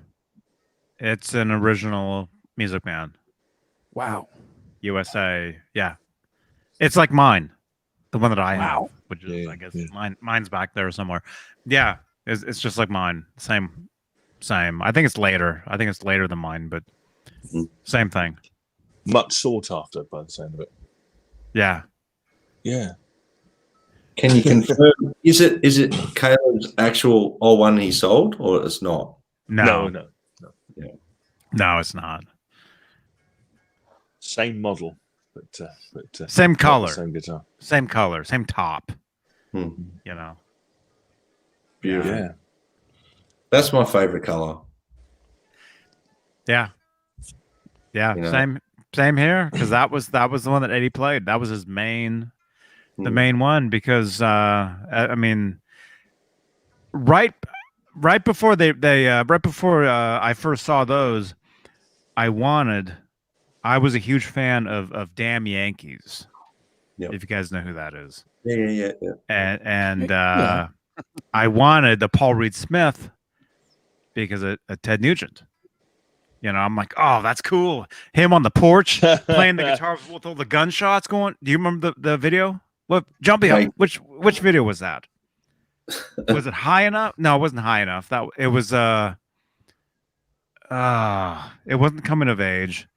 It wasn't High Enough. It was whatever the other single was. He was on the porch playing the solo with the zebra striped Paul Reed Smith, and the cops are all. I know there's certain keywords I shouldn't be saying, but I can say them on here because you're good with that. But cops were shooting back and forth. And I remember seeing that and being like, oh man, I want that. And then literally, the next day I open up Guitar World magazines. I see the brand new ad for the first official Edward Van Halen model guitar by Music Man. It was a red guitar. I'm like, wow, that's what I want. And then, next thing you know, they did the record Carnal Knowledge, and then it was obvious that. Should I drop some F-bombs, Rumpel? No. No. I dropped one on my show tonight. You guys will have to find it. And I heard that. I was watching beforehand, and we were time stamping it to Red Letter Day. Johnny swears on his own channel. Come here. My little man's here. I've got his mic. Here's his microphone. The Ned mic. The Ned mic is right Pussy here. mic. Hey. Oh. Well, you'd have to take that and put it down. Hey, Steady now. it's a cat. There's nothing wrong with what I said.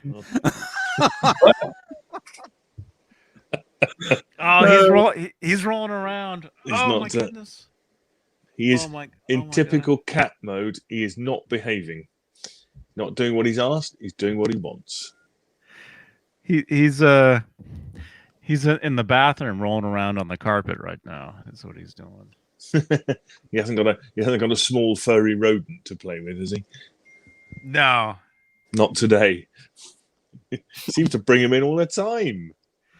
Yeah, you know that Music Man, Johnny. When you bought that Music Man, I don't know if I've asked you this before, but how expensive were they? Were they when they came out? Were they top of the range? When that guitar came out, they listed for $1,750. But you could usually get them for a little less than that. And then if they had like a scratch and dent one, like I said tonight on my show, I remember seeing a pink one for sale for like $1,000. You know, wow. And this was 1993, 93, 90, 90, 94, 93 when this was happening, and the guitars came out in 91. 91, and I think the amps came out in 92. The 5150s, I think, and the guitar that I got, mine was a gift. Mine was a present. So I got mine in the very end of 92, the guitar, and then my 5150 PV head I got used from the same Guitar Center in 95.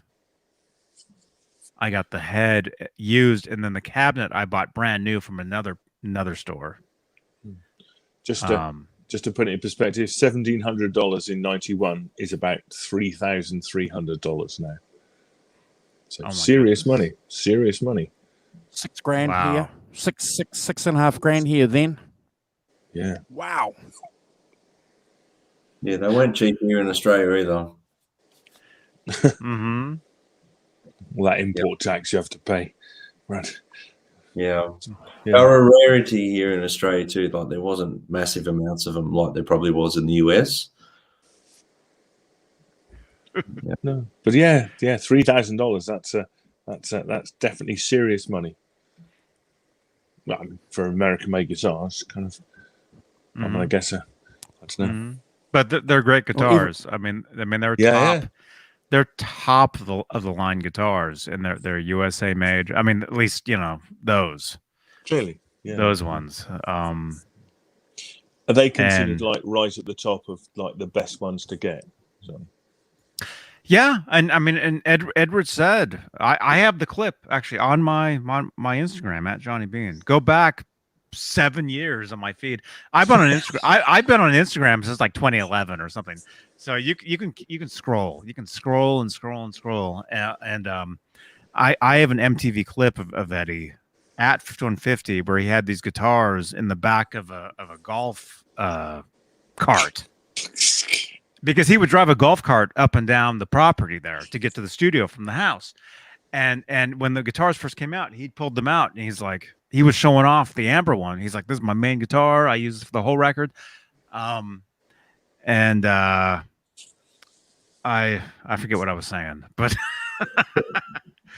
well, about whether they're top of the, they're still considered to be like top of the range, kind of, the best ones to get. It might not have been that interview, but there was other ones where he was saying when those things are brand new, he was saying this guitar will be looked at like a Les Paul eventually, like it'll be looked at as like a classic guitar, and the Ernie Ball Music Man EVH, they're definitely at that status now.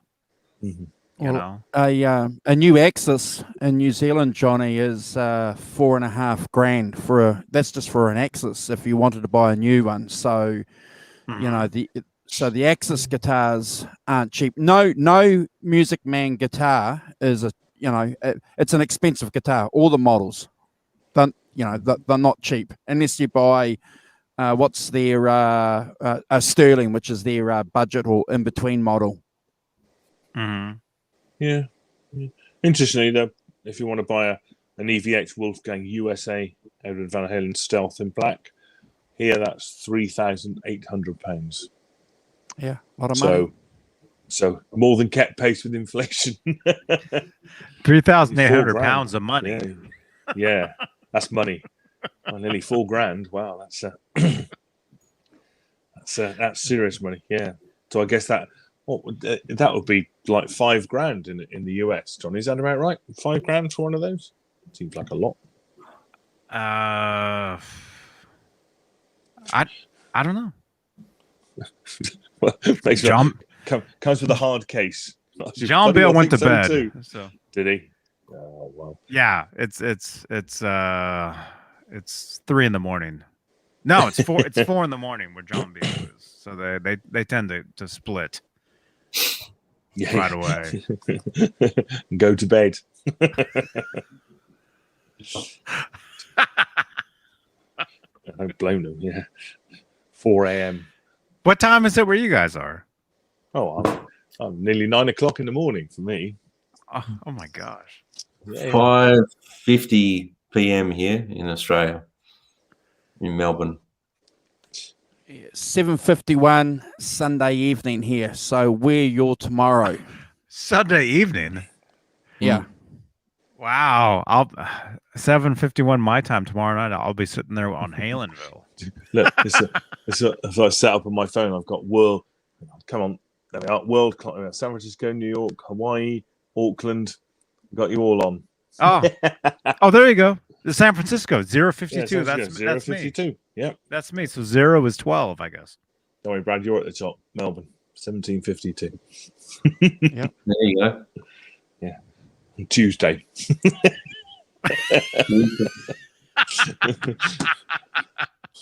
We are funny. I was like completely kind of all over the place. What day of the week is it? What time is it? Oh dear. Oh my gosh.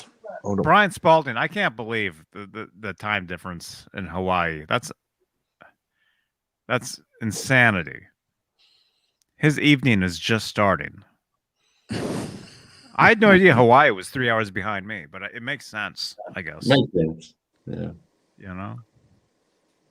You back there, Simon? Oh, He's off. I'm off. What am I doing? Hold on. There we are. Are you in trouble, Simon?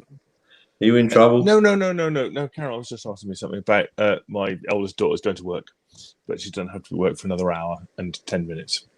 So we're and I've already seen her, so she's awake. Let's see, domestics intrude on everything.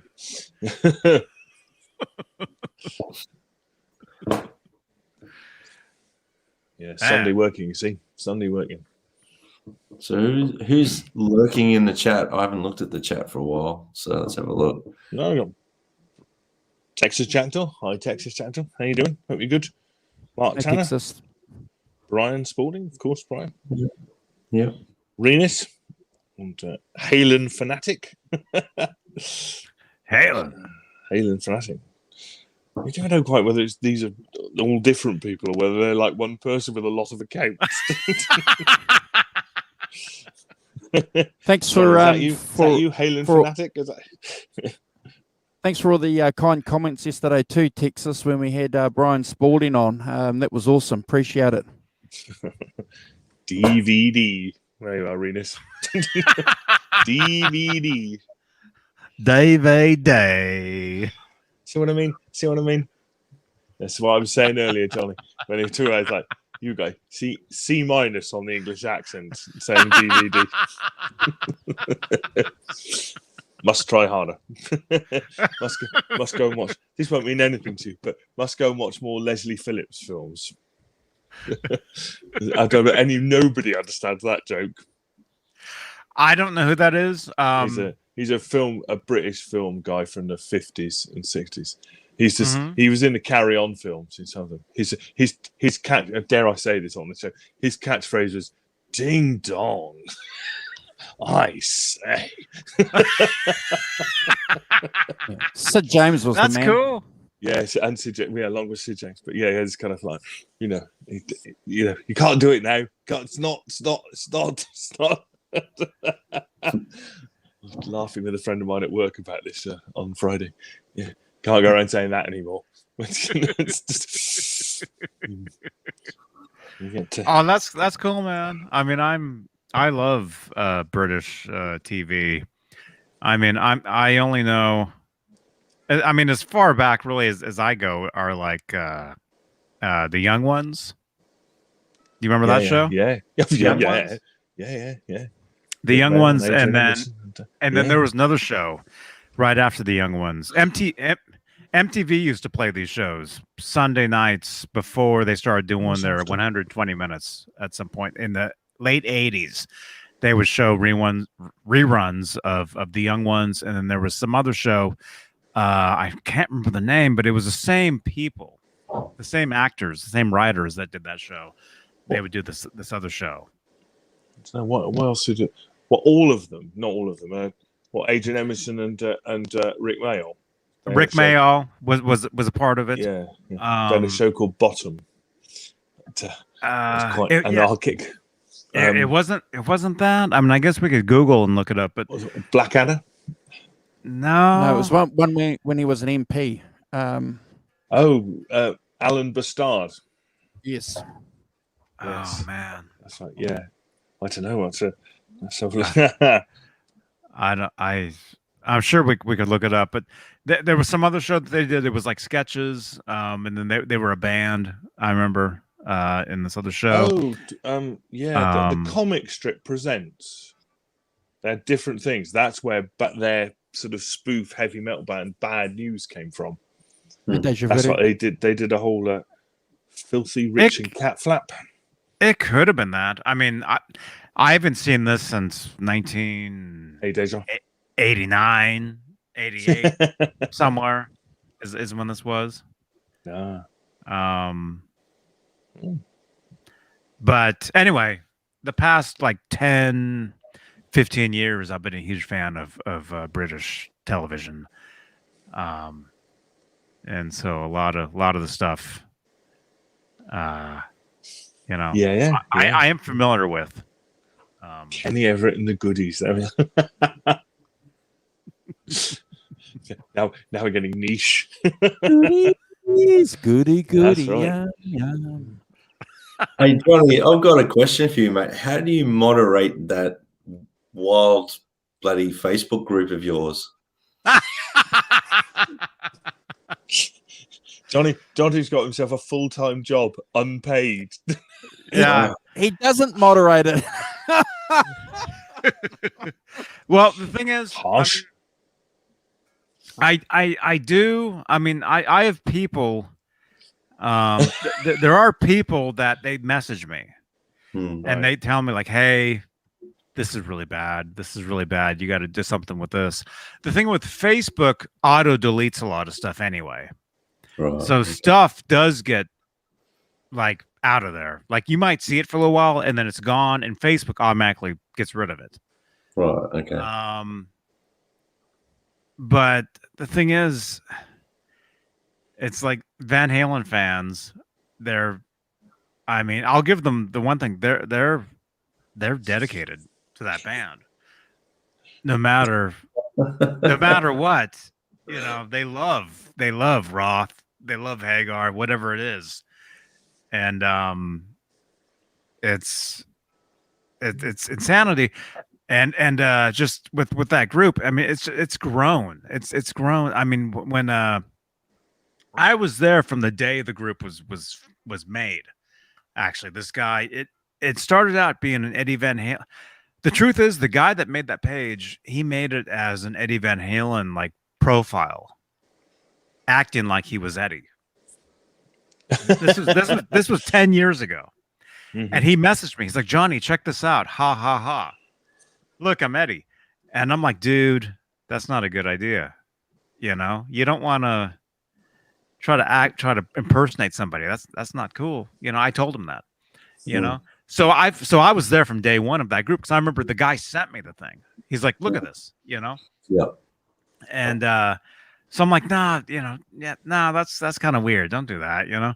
And then so he made it a group, you know, of a Van Halen group. And then that guy, he split.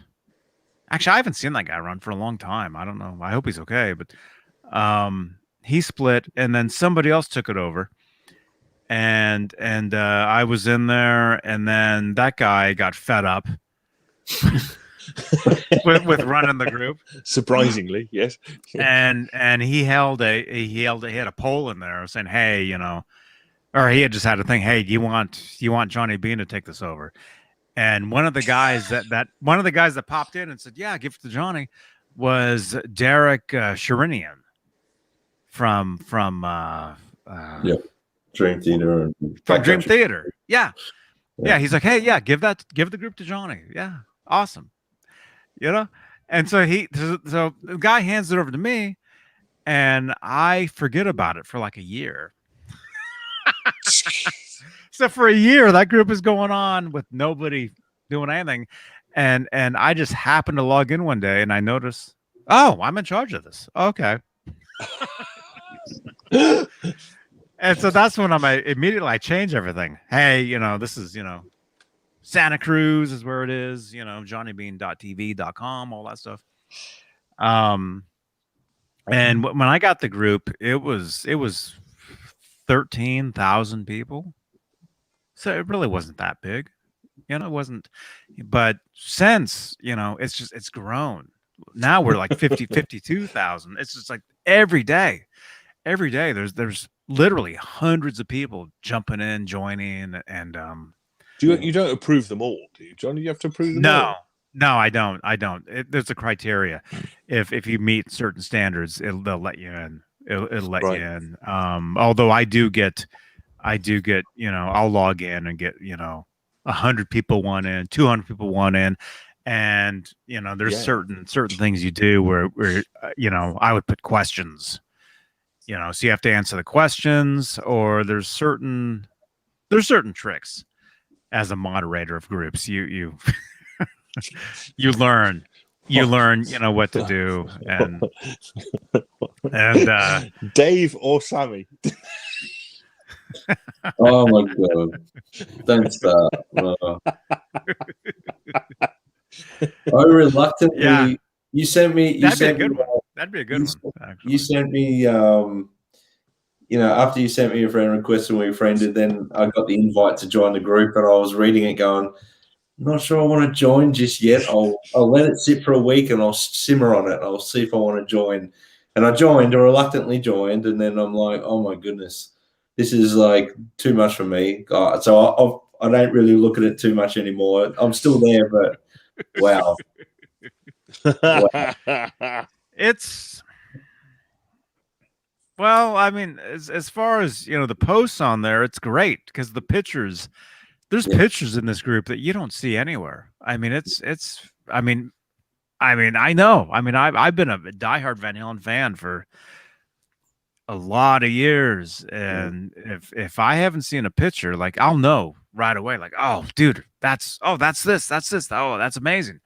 You know, from the outside, you see a certain post, oh, it's a lot of amazing stuff, but you deep dive into some of this stuff, and the stuff that goes on in the comments, a lot of the stuff can be kind of wild, kind of, you know.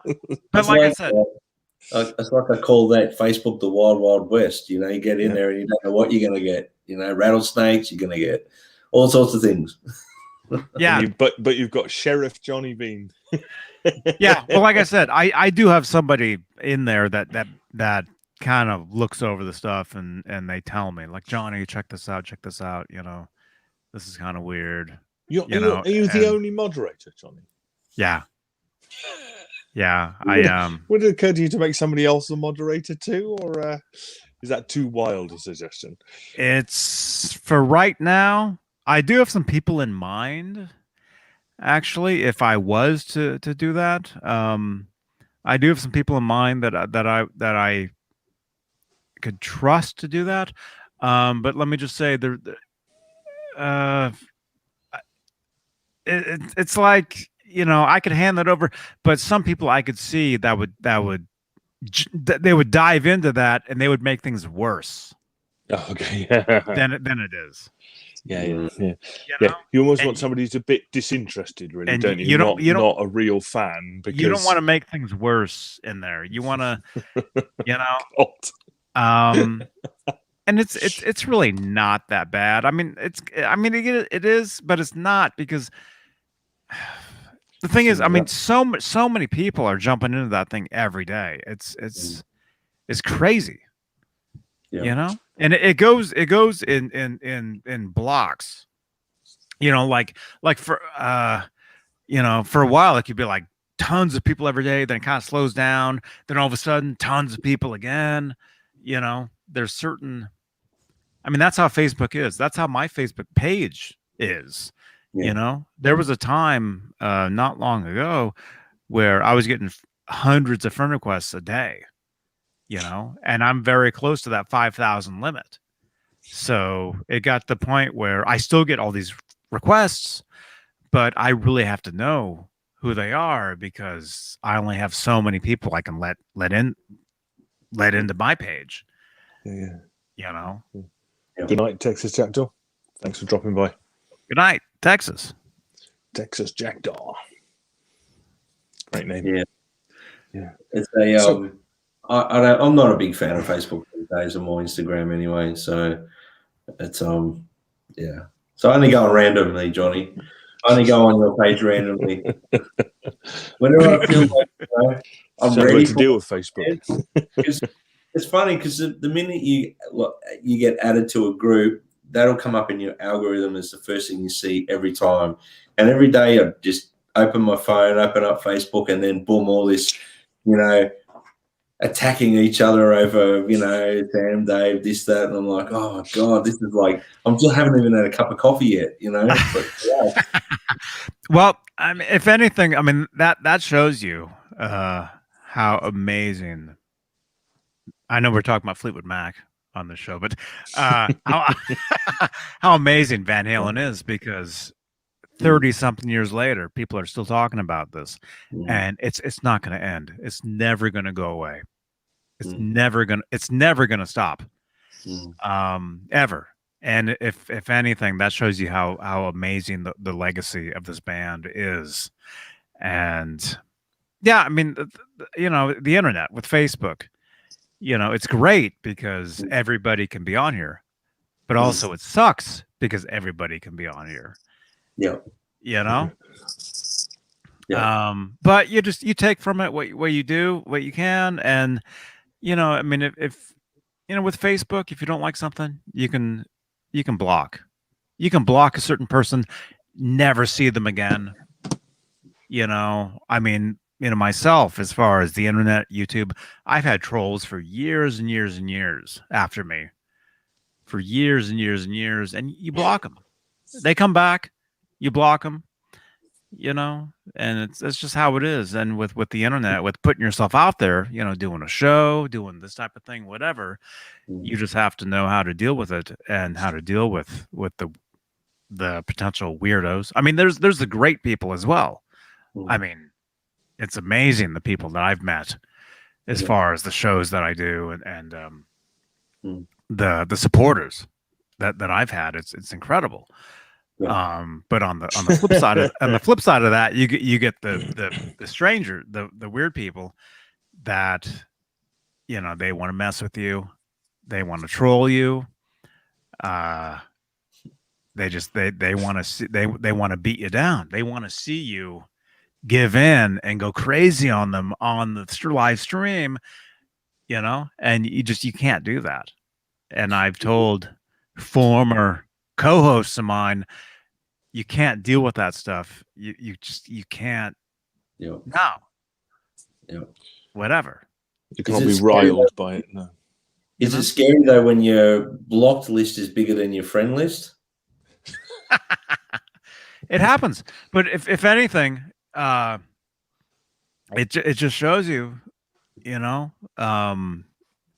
what's the more haters you get, you're doing something right. Mm. Yeah, Because there was a point that there was a point Caleb made on a show with us. He didn't mind the guys saying to him that what you're doing's wrong, what you're playing's wrong. He enjoyed it. He fed off it. So yeah, I always find that quite interesting, because it's not something that we recommend people do on our small channel. We try and say, look, if you're going to make something, if you're going to leave a comment, try and be positive or jog on. Mm-hmm. But yeah, you can't control the internet. No, it's just advice. Yeah. But the more people, the bigger your world gets on the outside. Because I mean, that's the thing. You guys probably realize this is, these people that watch these shows, they don't really know you. They think they know you because of what you say, what you tell them. That's why, Andrew, you can have some fun. You can tell them some load of BS and they'll believe you. You can say, oh, hey, you can make up whatever you want and they'll believe you.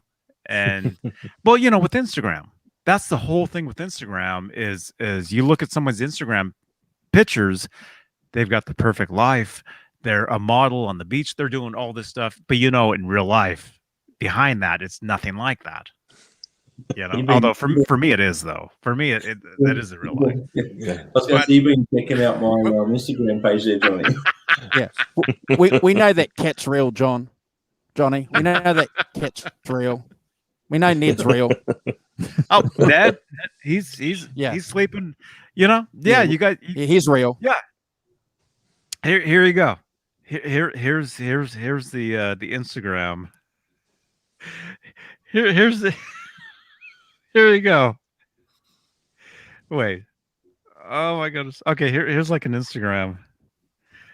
Okay, so here's Ned. Here's the outside of Ned Instagram. Like, oh, there he is. But in real life. Yeah, this is what's happening in Ned world. He's sleeping on the floor in the bathroom. On a carpet next to the tub. Okay. Hold on.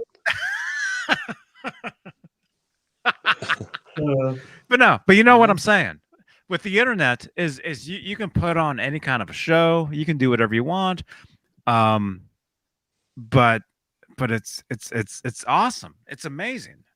So like what Andrew, what you're doing here, you can make it anything you want. Bottom line though is you don't give in.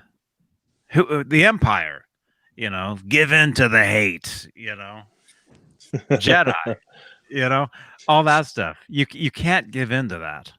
And or you can,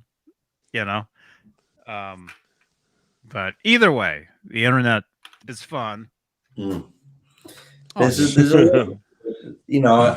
I'm mucking around, and that's what I do, Johnny. I muck around and knock things and make fun of things and that. But there's a lot of good on that group as well. So I like to knock the craziness in there because it is fairly wild plays. It's the Van Halen group, yeah. Dude. If anything, it's. I mean, I can't even tell you guys being a fan of that band. I mean, well, just being the people that I've met through that, I can't even tell you guys. I mean, I could, but you got to keep some secrets, especially when you're live. Well, you can't sort of announce it and not tell us.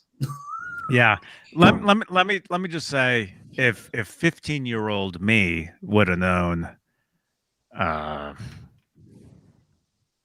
10 years, ago, 10 years from now, what I was doing on the internet and the people that I was meeting and the people that were talking to me from Van Halen, from inside that camp, it would have been like, no way, but now it's normal. It's normal for me to get a phone call from so-and-so from Van Halen, it's normal. And it's just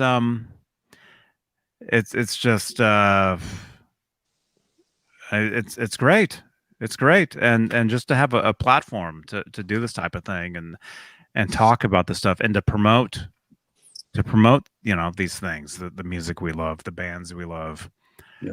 It's just it's amazing.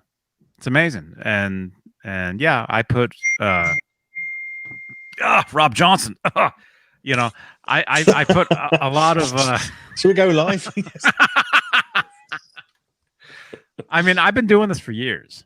Whether you guys have just discovered me a week ago or a year ago, 2 years ago, I've been sitting here on these shows for 6 going on 7 years of doing this type of thing.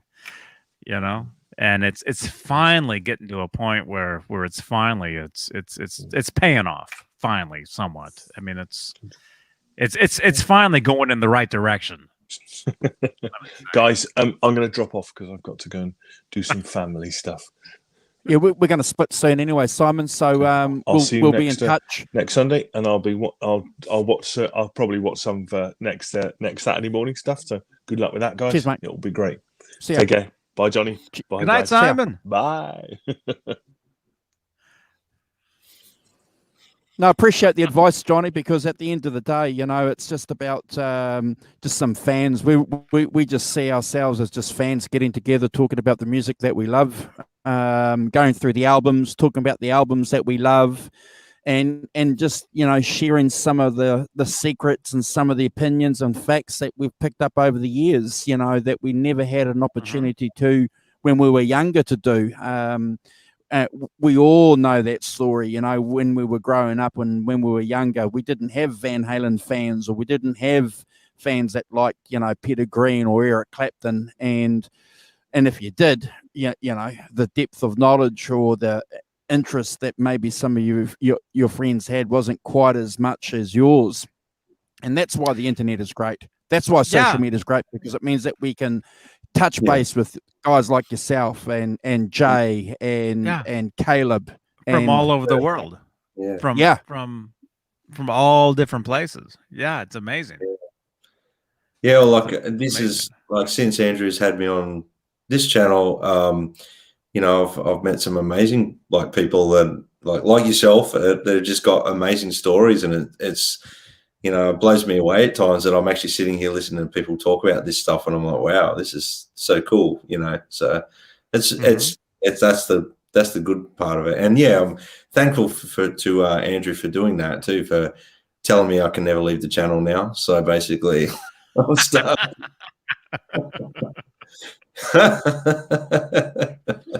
I've got friends in Melbourne, bro. I've got friends in Melbourne.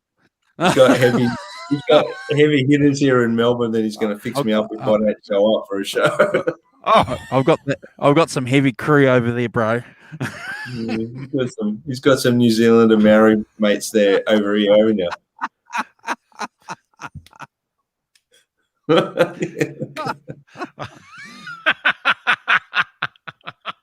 and no threats. You can't do threats on YouTube. Those aren't threats, YouTube.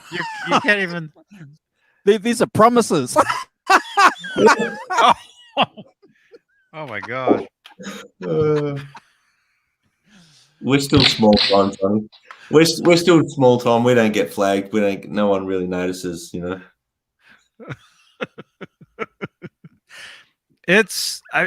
mean, it's all about the flow of your show is what it is. YouTube gets used to whatever you're doing, and as long as it's consistent, as long as it's not so bad and it's consistent, they'll let it go. And that's something I've learned over the past couple of years, because my show has taken a total different turn the past couple of years. And it's, I've lost a lot of people, but I've gained a lot of people at the same time. So that happens. I think you've got a very unique micro niche of people that are focused on what your show's about now, which is probably really a beneficial thing to your channel. When I say micro niche, I don't mean a small amount of people. I mean people that are into that niche of what you're doing, Van Halen, and they're really channeled into that. So you funneled that really well. So maybe you've got rid of the ones that weren't so important to what you're doing and gained ones that are more important to what you're doing. So, but I don't really know what I'm talking about, Johnny. I'm just sort of well, like I said, let me just say I'm people are taking notice, and people that like I said, 15-year-old me would be blown away by what's going on. What's going on now? Not even now, just the past several years. Yeah. But like I said, it's normal now. Yeah. It's normal, and it's cool. It's very cool, and to run with that, and it's amazing. Yeah, that's awesome. Well, we wish you well. We wish you well, because we always take any opportunity we can to to acknowledge you as our Daddy Bean. You're the guy that gave us the the format. When I first started to do this around British blues a couple of years ago. After watching your channel, thinking, oh wow, okay, I was working with a guy and we would talk about British blues. He went on and did something else, and I thought, jeepers, this is a perfect opportunity for me to keep in touch with Carl. We'll do a weekly show and talk about the blues, and went from there. Yeah, pretty cool. I enjoy it. I love it.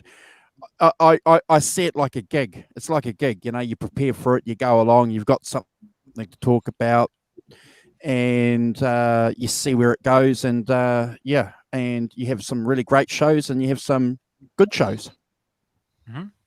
Yeah, like you said, it's a gig.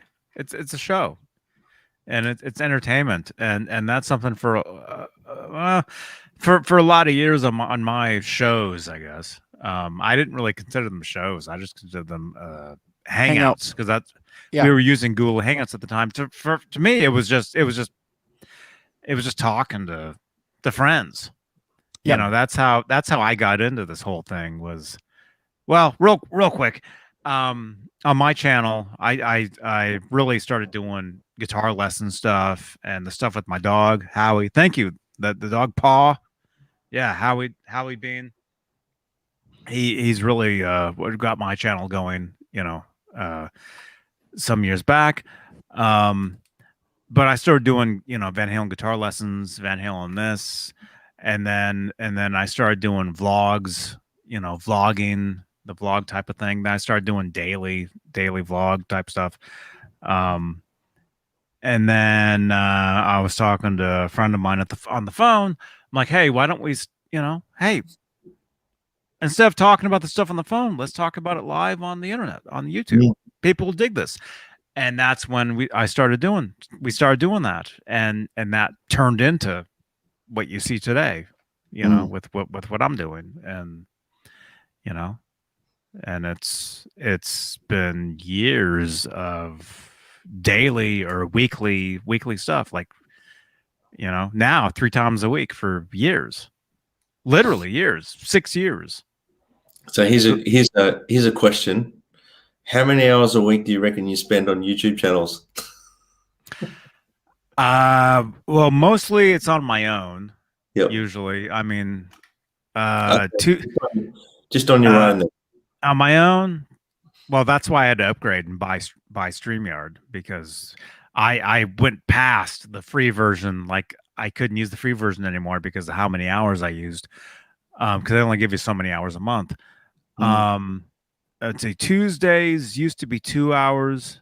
Well, I used to be live Mondays, Wednesdays, and Fridays, 2 hours each. Actually, no, 2 hours Mondays, 2 hours Wednesdays. Fridays, we would do a 2-hour show, and then we would do a late show for another 2 hours. So it'd be 4 hours Fridays. So I would do the regular Friday show, and then for a while I had Steve Anderson doing a late show Friday nights for another couple hours, where he would come on, he would show all his Kiss records, his Kiss, everything that he does, he would do. And then what happened was I couldn't do Mondays anymore, so I moved to Tuesdays. So I started doing Tuesdays, Fridays, and then we moved the late show to Saturdays. And then that's when Jean Biel jumped in, and I gave him the Saturday slot. So now, and then it's turned into now Tuesdays with Mancuda and Neanderthal. That used to be 2 hours, went to 3 hours. Now it's 4 hours, but it depends. It depends on what's going on, So Tuesdays can be, 3, 4, 5 hours. Fridays 2 hours, and then Saturdays 2 hours. And then I've gotten invited on to these other shows for Sunday. There's this thing, Halenville, Fruitcake Tony. Yep. He invited me to do the show with him, which it's kind of getting more difficult for me to do because Sundays, it's kind of like home time around here. I can't really, be on the internet Sunday nights as much. I try to be as much as I can. But as far as my own thing on here, publicly, Tuesday, let's say 4 hours. 4-hour Tuesday, Friday, 2 hours, sometimes 3, Saturday, 3 hours. And behind the scenes, if you're a channel member, I do other stuff for channel members where if you're only a member actually sees the live stream or the content. Oh, okay. So, and that's just live. I have pre-recorded stuff as well, guitar lessons, guitar stuff from Guitar Center. Let me just say it could be almost every day of something. And that's YouTube and Facebook. And don't forget, I've got the Instagram. I know you go live on Instagram. I've jumped in. I've talked to you on Instagram. Yep. When you were at the beach, I've got, my own thing with that I have to deal with. Yeah. And then with Facebook, with the Van Halen group, I've been saying for a long time, I'm going to do a dedicated show within that Van Halen Facebook group as well. Yep. Which I'm going to do. It's just StreamYard with what you guys use in here. Facebook doesn't like StreamYard. Yeah. Different. It's like Facebook don't like YouTube. They're both search engines now. How can I explain it? Let me just say it's hard to go live within a group. Yeah. Because Facebook blocks the stream.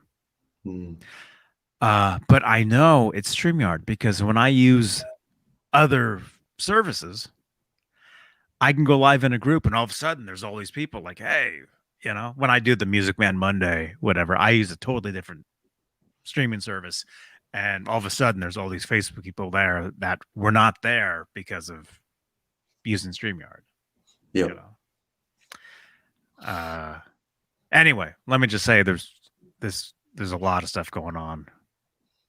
Doing this type of thing. You're a busy man. Yeah.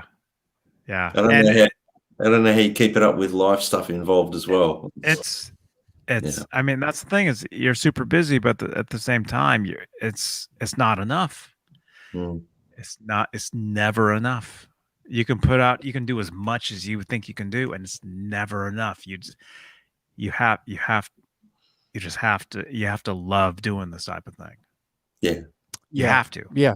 You have to. Yeah. You have to. And you can't give in to the, like the Emperor says, give in to the hate. You can't. You can't. You have to love it. And I love it. It's all attention, it's all views, and it's all getting your name and your brand out there. And that's the most important thing. Yeah. Yeah. What's interesting for our channels, we've had Michael also on a couple of times, and he's a cat that lives in New York. He's a Clapton nut Johnny, and this guy is just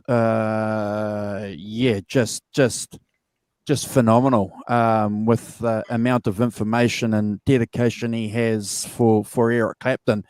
And he wants to do more with Brad and I around Eric Clapton too, so and we want to accommodate him as well, but finding the time and fitting that in is that's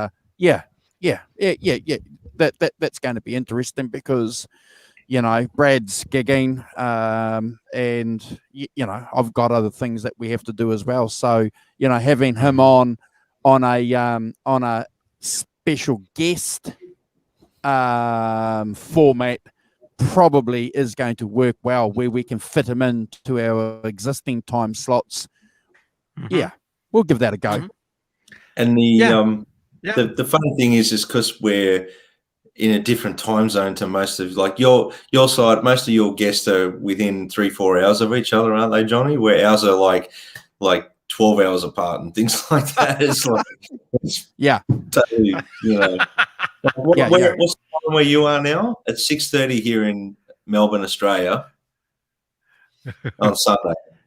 Yeah, it's 1:30 in the morning here Sunday. Yeah. And we're like, there's it's a fair way of whack. It's not like 2-3 hours we somehow make it work, but yeah. But what I like about these shows is it's purely selfish, because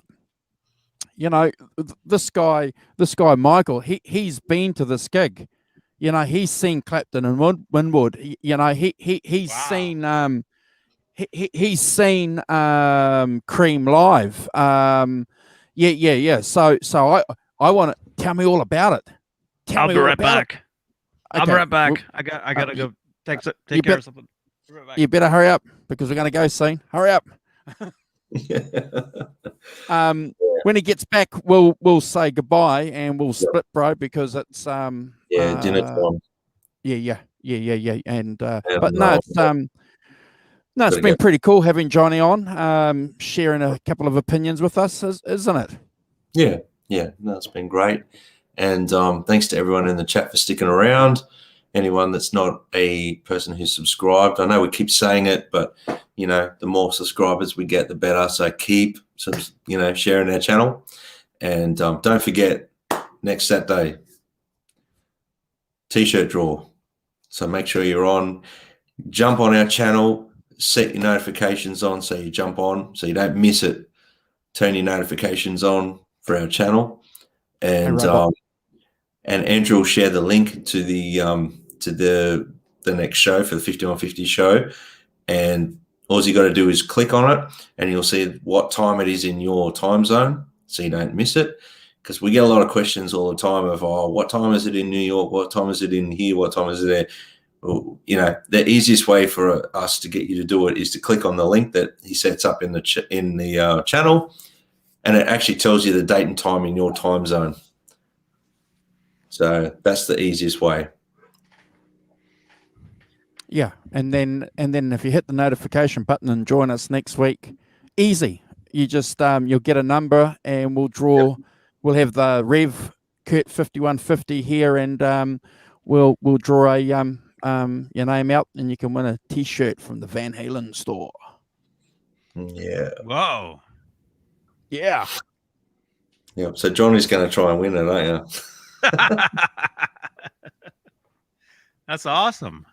Yeah. Yep. Well, we're going to do it live, so that we'll do it live. Everyone will get a number, and just draw it randomly, and then we can't be accused of. So if you did win it, we can't be accused of rigging it.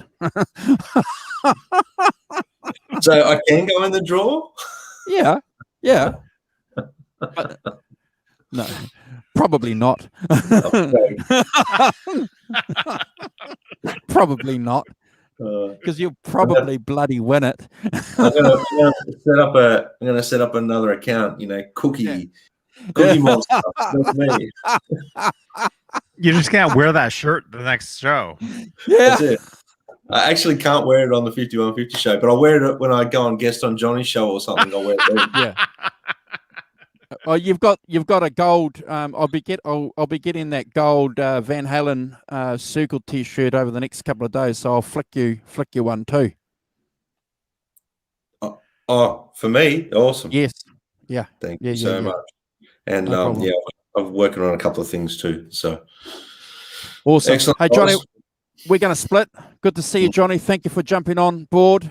Always appreciate the shout outs, Johnny, and the raids. Thank you very much. A lot of love and respect. Thank you, because you gave us, the impetus to get out there and do this. So, and Brian Spalding's been saying some nice things about you. So we can't agree with Brian. We can't agree with Brian enough, I should say. Brian Spalding is awesome, man. I mean, him and I go way, like I was saying earlier, we go way back a number of years, at least. Yeah. 11 years. I think we met 11 years ago. Yeah. Yeah, he says nice things about you off air, which is really good. on air he's not so nice, but well, that's organic what he's saying, because I didn't tell him to say that stuff. No. I got a lot of time for him. So thanks, Mark. Thanks, Lloyd. Thanks, Robot. Cutting Heads. Thanks for the sub. I've sub back. Anybody that subs to our channel gets an immediate sub back. We're not one of these channels which solicits subs and never repays back. So remember that. If you sub to a channel, ask for a sub back. I think it's only fair. Did you subscribe to mine, Andrew? All 5 of them. All 15 of them.